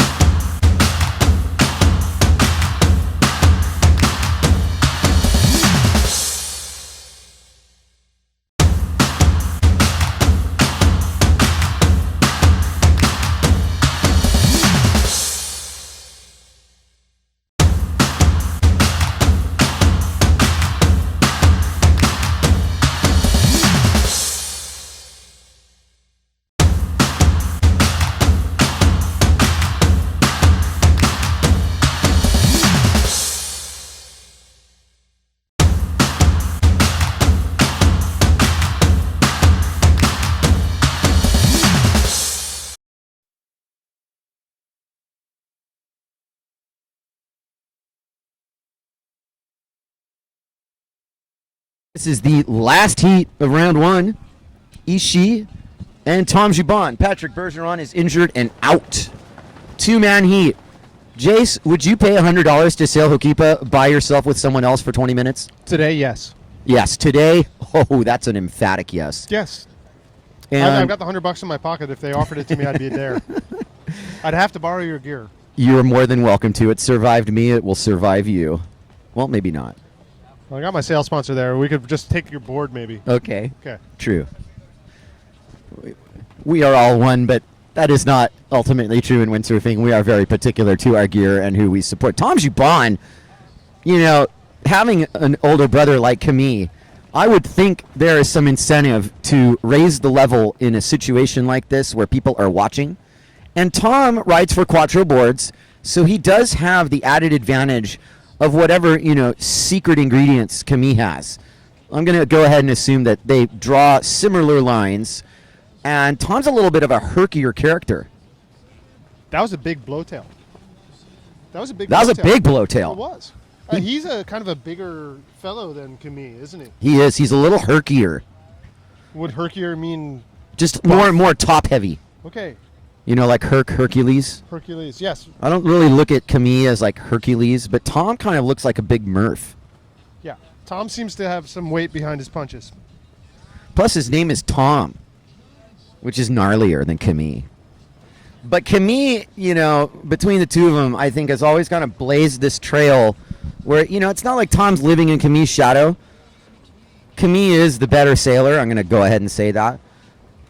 Tom is getting better every year steadily. That's the thing. I mean, you know, you can always improve, but it's how much you improve. Maybe someday there's going to be a super Camille Tom Juban heat.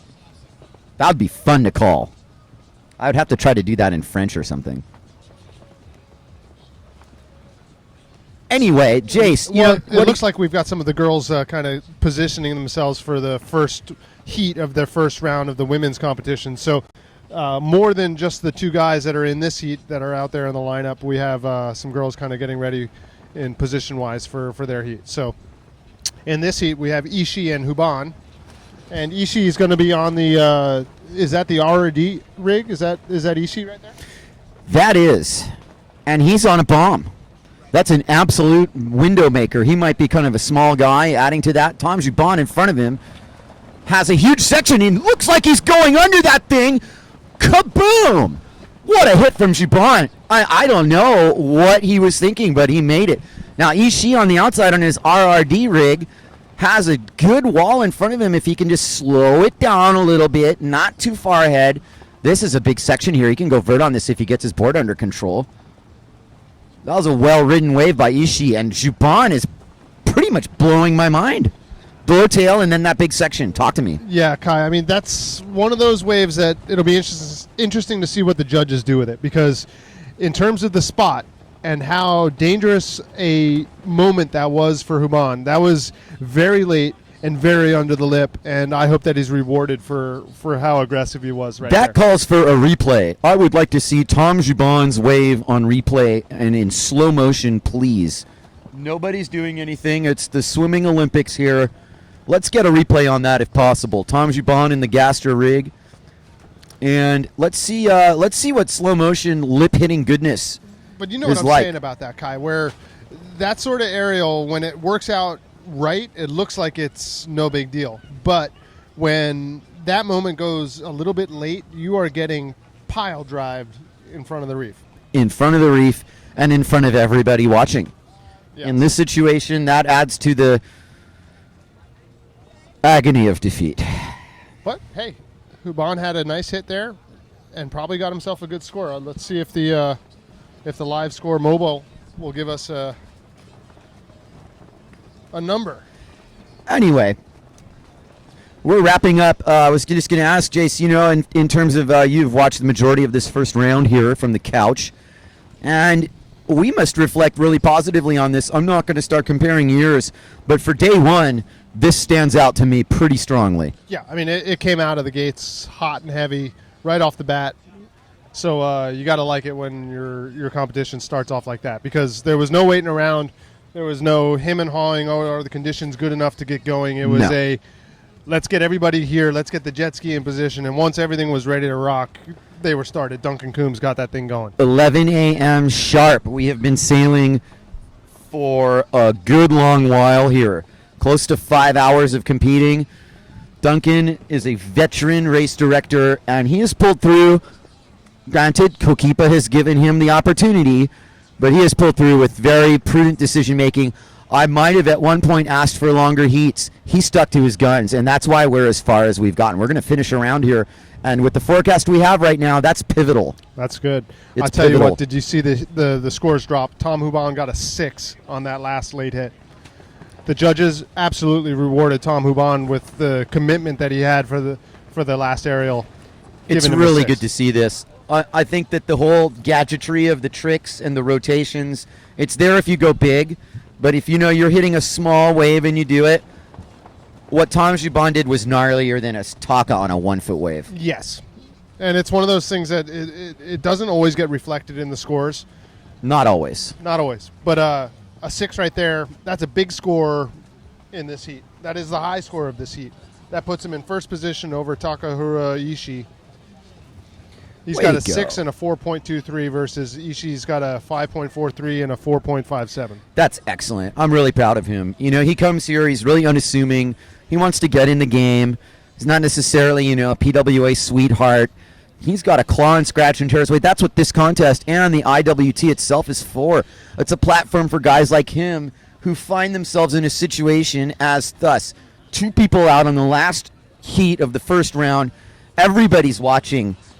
And he gets to make a huge impression. Jace, that was huge, you know, just in terms of setting the trajectory. I mean, what are you going to say if you see Tom Huban at the bar tonight? You're going to say, dude, Right. that was a big hit, right? Right. That's Look what at you're that thing gonna say. on the big screen. High fives all around. You know, it's as good as winning. Yeah. And that's the thing that I think is also really important to remember is, yeah, the judges are here to judge us. And, you know, us on the guardrail, we do a fair amount of judging here on the couch. We're commentating, and yes, we are judging to a degree.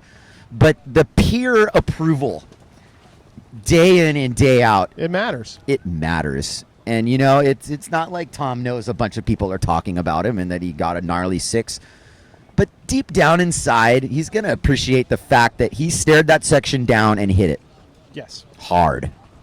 And people are going to remember that, too. You know? I agree. At least the people, you know, his peers, you know, the people that are here every day, they're going to be like, oh, you eyed up that one, and instead of turning your tail and not hitting it, you decided to give it your best and hit it. Let's talk about brotherly love here. I mean, Tom and Camille Jubon. We got Matt and Kevin Pritchard. There's Josh and Mark Angulo. Who am I missing?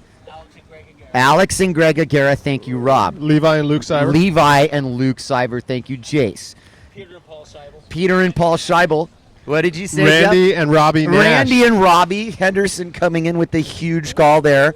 I think Jake and Z. Jake and Z. Okay, look, I mean, like this is interesting. Oh, windsurfing's a family sport. It's a family sport, but let's talk about the competition within that. I'll say Kai and Ridge Lenny too, even though Ridge doesn't really quite windsurf that much. But to be, you know, frank, Jace, you have 3 boys. I have 2 boys. Yes. And what kind of competition do you see within the older, younger brotherly rivalries here? Oh, there's no competitiveness that is more than brother versus brother. Yeah. Right? So Yeah. you put that into a competition scene like this. I mean, Greg and Alex Aguirre, they've been battling for years, right? Years and years and years.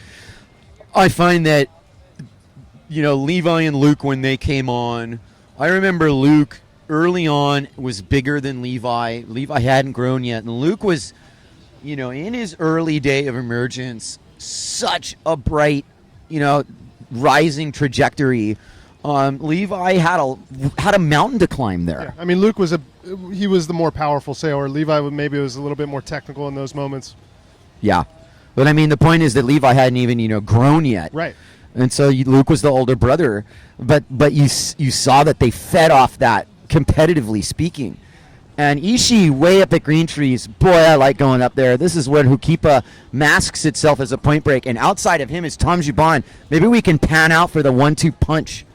That's the end of the heat, and both these scores are going to count. And I really like Tom Jubon's wave. He's got a downtown express as Ishii just murders it on the inside. Here comes Tom Jubon. You know, let's just hit this one for good measure, Tom. Do it for your brother. Yes. Well, there you have it.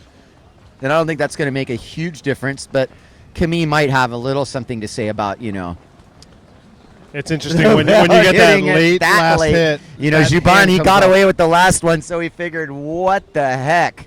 I'll just go. Oh, man, I'm glad he didn't get hurt. Yeah, confidence is high right there to come at it. Yeah, confidence will get the best and the worst of you, huh, Jace? I mean, like, here at Hokipa, you always get reminded pretty quick who's in charge. I'll tell you though, Kai, one of the things that we lose out of the perspective of this is, when you're trying to get tight in to show the detail, you kind of lose where you are in the reef. And he did that at a part of Hokipa that was far enough upwind where you're in the clear. He's fine. You can hit that lip as hard as you want right there, and you're not going to go on the rocks. I totally agree. So it's I totally agree. It's what is that? An informed decision or an And it is a little bit of everything.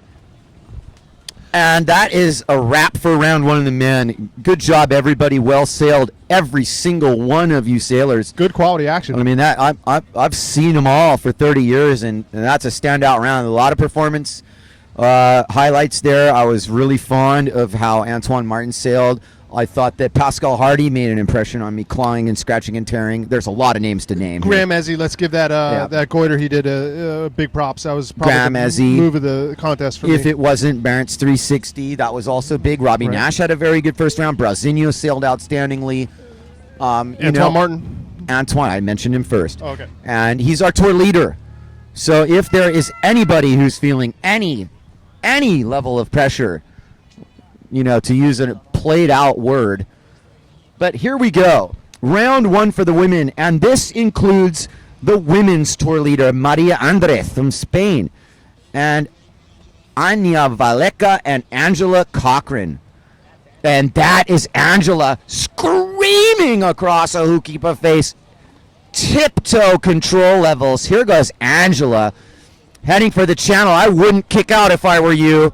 Yeah. Oh, my word. We are going to see how tough those Goya sails are right now. And how good her chicken jibe is. I wouldn't be chicken jibing. I would be hanging on. Keep it right there, guys. This is sailing Hokipa at its finest. Bam! Buried alive. Buried alive by a mountain of white water. And all you needed to do is just straighten out on your wave and not kick out. It's like kicking out's the safe thing to do, but you better take a peek behind you before you do it. No doubt. Because, man. But let's get down to what this is in terms of, this is the typical Aloha Classic heat where you got the tour leader, Maria Andres, and thinking that she's got a great heat run draw, and then they put her in with Angela Cochran. Exactly. It's I applaud the people scheming there in the drawing room. You're like, and you kind of go through it. Here goes Maria Andres, if I may interrupt, who kicks out under a full head of steam. Is she riding a slalom board? Man, that looked like she was rounding the mark more than she was bottom turning. Okay, you got to stay under control in this situation, my lip included. And I'll tell you what, like you looked at Angela's wave, on the edge of control, Jace. Almost blew up. And now like Maria on the wave. And Maria is experiencing what I was explaining earlier about the phase of conditions they're going through right now. What's happening is it's gone from east to east southeast, and we might even see pure southeast by the end of the day.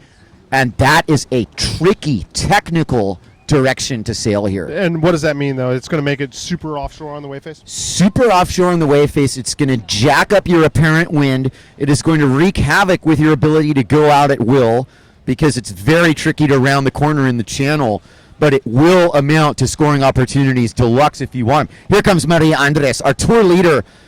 And I don't know if that was a freestyle move or not, but she blew up there. She is just completely overpowered. What freestyle move was that? It's just, I'm 2 sizes too big right now. 2 sizes too big, or just not used to offshore wind, man. Maria's a great sailor, and she's earned the right to have pole position here. But Maria needs to watch out, because Andra Cochran, is probably winning this heat based on the short exchange. Now, Anya Valeca is nowhere to be found. Oh, there she goes. Okay, Anya Valeca. Was she busy doing something else? Well, at any rate, she waited for a lull in the action Here she goes. And she's probably sailing into a bit of a challenging situation. She's rushing out for her heat, but she's in fact rushing out in the middle of a set into the channel. So that's not always like, you might want to wait a little bit. She's all right, though. I mean, Hokipa decides ultimately, but I'll tell you what, you can do chicken jibes on the inside before you cross that point wall, because now... Well, when you're looking at the way the Hokipa is set up, if you stay on the inside of this bay and you don't make it around the point, you can kind of chill there and turn around without any sort of major danger. The moment that you cut around the rocks and you commit to going through the channel, point of no return. Yeah, and if you've timed it wrong, you can. That's for sure, Jace.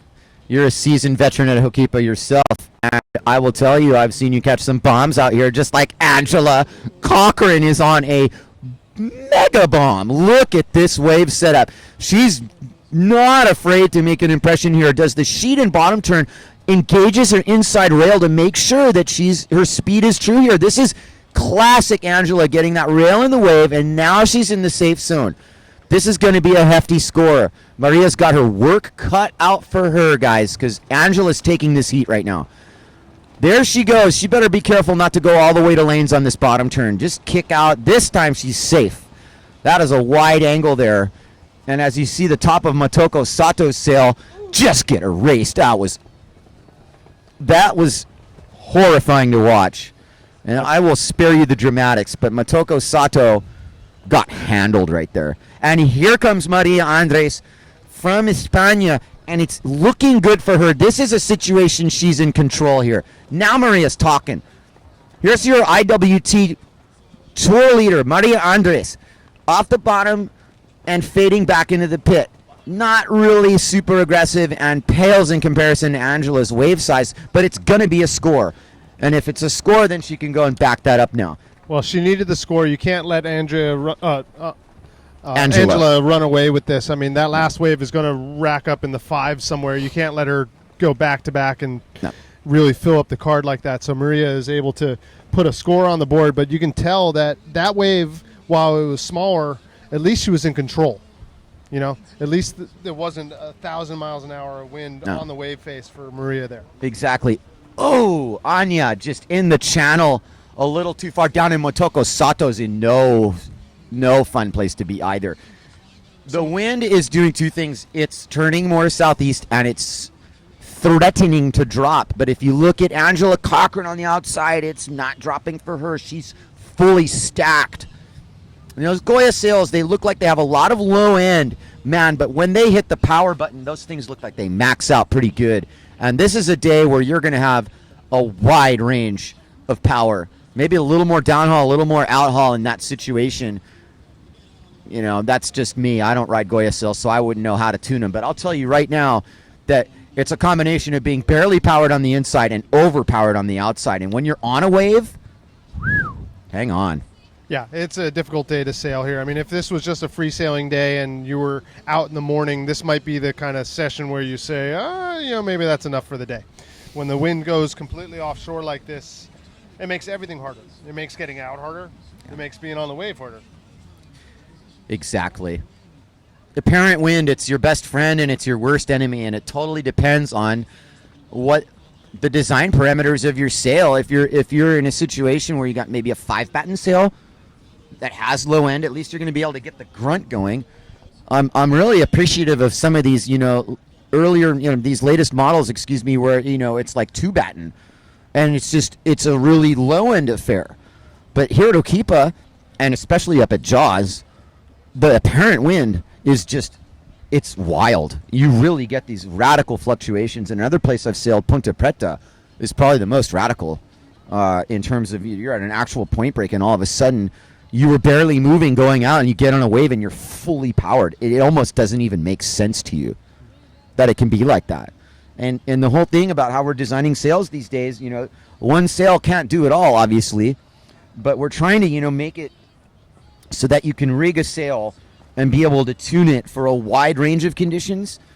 But the reality is, on a day like today, it's so wide ranging that what do they tell you? It's blowing anywhere from 5.3 to 4.0, right? Yeah. Well, how about you today? Did you ever change sizes of sails? I warmed up on a 5.0, and I sailed my heat on a 4.7, and throughout my heat, I went from super powered to barely powered.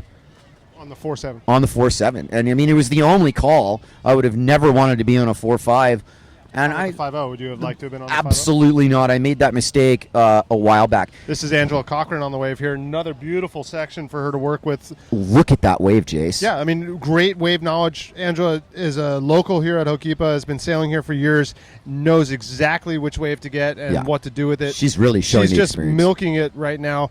Not the most vertical wall, but has made 2 or 3 turns, and looks like it's going to have a nice tail all the way through down to the point. I mean, it's something to say. Angela's a multiple event winner here and had been out of the scene for quite some time and never out of the Maui community. But here she is demonstrating that competitive tenacity that she possesses, this contest sense. Yeah. She's a very, very good sailor. Is she out here every day? No. You could say that she's a better competitor.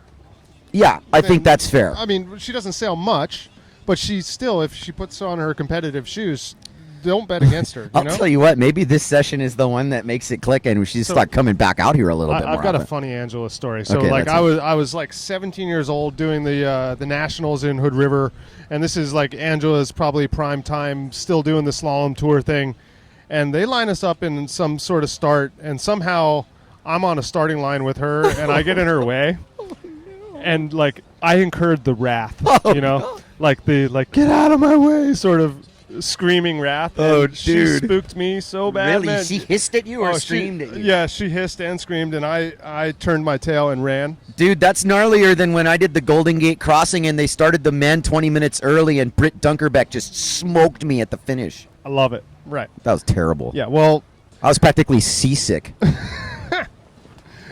I guess what we're trying to get to with all this is that being a good competitor is a skill set, just like being a great wave sailor. Being able to time a lip is one thing. Being able to do it when the clock is ticking down is a complete another. And Angela Cochran is been good at it for a long time. I mean, I'm going to go as far as to say that this heat is one of the better heats I've ever seen her sail in terms of the wave selection factor. She's sailing it super smart. She's got 2 blistering waves that, were tiptoe on the first one, but the second one was it was just classic Cochran. Really glad to see her. I'm a fan of Angela Cochran, and I'm going to go ahead and say that I really like the way she sails, and just great to have her be a part of this event. I think she's embraced the fact that this is a really good feeling, no matter how you do, to just be a part of it. You know what I mean? It's really what it's all about here. Well, you probably get an idea where her son gets it from, why he's such a good competitor, Yeah. I follow Lion Farrell on Instagram, and everybody out there should too, because the kid is absolutely unbelievable on a snowboard. It's a joy to watch. Here goes Maria Andres, who's just turned tail on a super nugget, a point nugget, and this is a big moment for her. She's been waiting all year to prove herself at Hokipa, and this is her chance. She's fully stacked, but here she goes. Maria Andres from España is off the bottom, gets her rail finally under control, right by that lip, and she knows where she is now. This is not quitting time. This is hitting time. And there she goes. A nice line to be drawn. Some pretty good speed, power, and flow included in the package there. Probably her best ride of the heat. Angela, upwind of her, kind of does a speedy kick out. Is Maria okay? Maria's fine. She's not Okay. going to get caught by that. She really needed that score. I think that she's also going to need one more. It's Big time. Look at the clasping lip, slow motion. Get that inside rail on and hang on. Keep your control down. Big time. What a tough heat to start off the contest. They for couldn't Maria have thrown Andres. anyone gnarly at her except maybe Sarah Hauser. Angela, it's just, and this is the way the seeding is. Jace is like, okay, Angela's coming out of no seed. Right. That's why Maria is against her. Exactly, but what an awful draw. What is that the plan? Angela's like, I want a piece of you, Maria. Well, but we've seen this over the years at the Aloha Classic so many different times with the pro men's, where it's some some, and I'm doing air quotes here, some no-name local Maui Right. guy Just takes comes it. to take Yeah. some tour monster out. Well, here comes Angela one more time. H Poco Point proper, and this time she does the fade line into it, and a bit more of a square bottom turn. This thing's going to just wall up for her. Angela's going to business here. She might even try to hit something here. She knows she's got 2 scores under her belt, and kind of just barely saved that. That was almost a blow up. But Angela's under control, and she's kind of just like, I'm just going to hit the channel here and stay away from those rocks and cruise through there. She's not going on. Oh, my goodness, she completely is going safe. on. Angela Cochran just sailed onto the rocks. I'm so pissed. So difficult that we don't quite have the angle to see that. So Angela's kind of gone out of visuals here, but Kai, is she on the rocks? Her gear is, it's getting massacred. And she's not. And she better not be thinking like, oh, my heat. Your heat's done, Angela. Yeah, with Angela, 1 minute your- and 46, you your have to worry. heat's done there. But Save yourself. outside, Maria Andres better look behind her because there's an even bigger wave than what she's on. Turn around, Maria. Look behind you. Or don't look behind too you. late for Just that, go Kai. now. Here we go. Maria Andres could make an impression here. She's deep in the point here, really low, and there's a bomb behind her. Whatever you do, don't do that. Oh, Maria. You're playing with fire here. No. Take a deep breath. This is a bad You're spot. going to need it. There's 3 waves after this, and she's in the worst possible spot. Wave number 1. Big beatdown. Is the duotone rig in one piece? It is. Here's wave number 2. An absolute throttling awaits Maria Andres. This is terrible. Ruination. At least she's far enough down that she's past the headstone of the rocks. Headstone of the Rocks is one thing, but her rig's in 2 pieces. The duotone challenge has failed. That rig never stood a chance. Oh, water safety is now very busy. Wow. 2 arms, 2 rigs. Okay, Angela's all good. Maria just got a felching. That was super gnarly, Jace. And I'll say it a million times.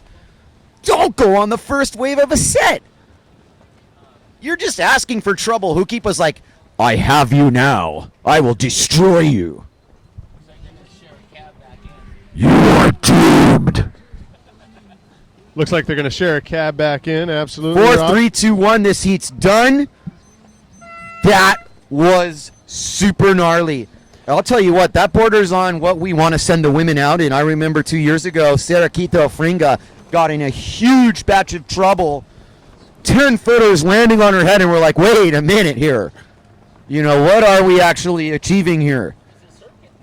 Yeah, I mean, The surf right now, Rob, is what's happening is that it's getting held up by the wind, so it's appearing steeper, and it might have picked up a notch, which is surprising to me because it didn't really follow the script that I thought it would. But man, we're looking at classic Hokipa. Keep this shot here.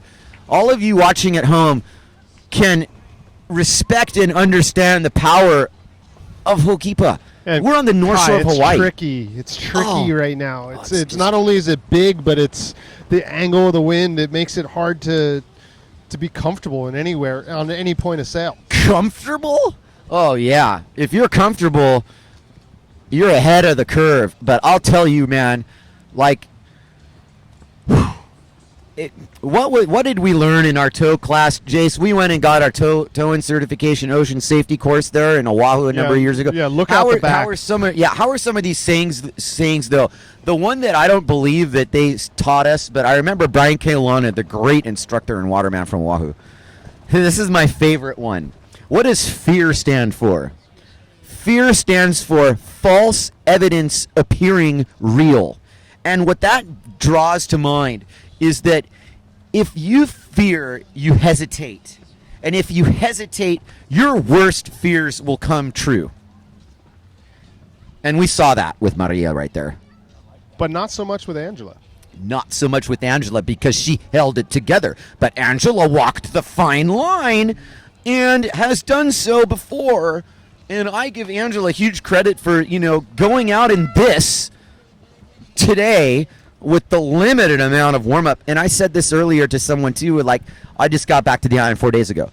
And okay, so I haven't had a full slate of training. What am I training in? Am I training in what the conditions are going to be like, or did the past 4 days begin to reflect on what we're actually competing in? So in a way, Angela kind of transcended the big warm-up for just being ready mentally and gear preparation for the actual day of competition. Now you look at this next set here as we're watching somebody in the channel swimming. We've lost a few people. This poor Anya Valeka just disappeared into the channel. She took a heavy amount of waves on the head. This is above many people's ability level, man or woman, right now. I mean, we're drawing the line here. This is real deal Hukipa, Jace. Yeah, this is the sort of conditions that makes you really question yourself before you go out. You got to ask yourself, is this for me? You know, it's not only is this for me, but what you really need to ask, and the thing about windsurfing versus surfing, is that it gives you a false sense of security. Here's Motoko Sato. Excuse me, no false sense of security with her and her Severn rig. That's a beautiful way. She's a former event winner here and a humble champion. I tell you, look at that line. Perfect wave judgment. This is an awesome ride. Please make it to the channel. Beautiful wave ride, Motoko. Just kick out. Get out of there. What a wisely ridden. What a beautiful moment there. The wall that she had in front of her. Man. You take a still shot of that and send a postcard back to Japan and put that on your wall. Now, what I was getting at, essentially with just the warm-up aspect and everything else, is the competition, the mental game, the difference between competing and freestyling, and how we judge ourselves against the clock versus when you can just go out and sail and free sail, leisurely. There's a huge difference. And there shouldn't be, in a way, but there is. Obviously, here's Sabine Dama Negra. And she's slowly clawing her way into... I mean, she's improved a whole lot compared to where she was at. But right there, jibing in that situation where she just did, ooh, if that had been any bigger, Jace. Oh, yeah, you're playing with fire. SWAT downs. Yeah, if you jibe right there and you don't make your jibe, you're taking the lickings and in the spot that puts you right at the rocks, too. Oh, man. She's not out of it yet, but she's on a full head of steam. Jace, there are some serious walls coming in here. This is a point wall maker, my goodness. Yeah, I mean, if you're getting a jump off of the wave out that far, that's a closeout coming in. I mean, I'm just trying to mind surf this wave, Jason. Look how it went fat down the channel like that, but then it didn't really break fully. Now it did, but this outside one is such a nugget. Oh, my goodness. Yeah, I could see you salivating on this one. It's set up right where you like it to, right up at Green Trees there, Right. and here, just open face sandwich all the way down. I'll have an open face sandwich. Yeah. Hold the mayo. So this is Sabine that we're looking at riding on the Ezzy rig. Is that Sabine? That is correct. I am more transfixed on this excellent piece of water safety work by DK Walsh. That is DK, right? Yeah. That guy deserves a freaking medal of honor. Not just for what he's done today. I talked about how he saved Greg Long's life at Cortez Bank. I'm going to go ahead and call him the best water safety guy on the planet. And we have him here saving our asses. Thank God, man. DK Walsh, one of the Walsh brothers, one of the four Walsh brothers, the other being Sean and Ian And Anthony. and Luke. Oh, Luther. Yeah, I was trying to come with Luke. Luke, who just, He's a sneaker. he's a sneaker. There's this barrel that he got at some unknown location that's just the sickest wave I think I've ever seen ridden. And the guy is so soft-spoken about it. I remember I saw him at Paia Bowls, their business down there.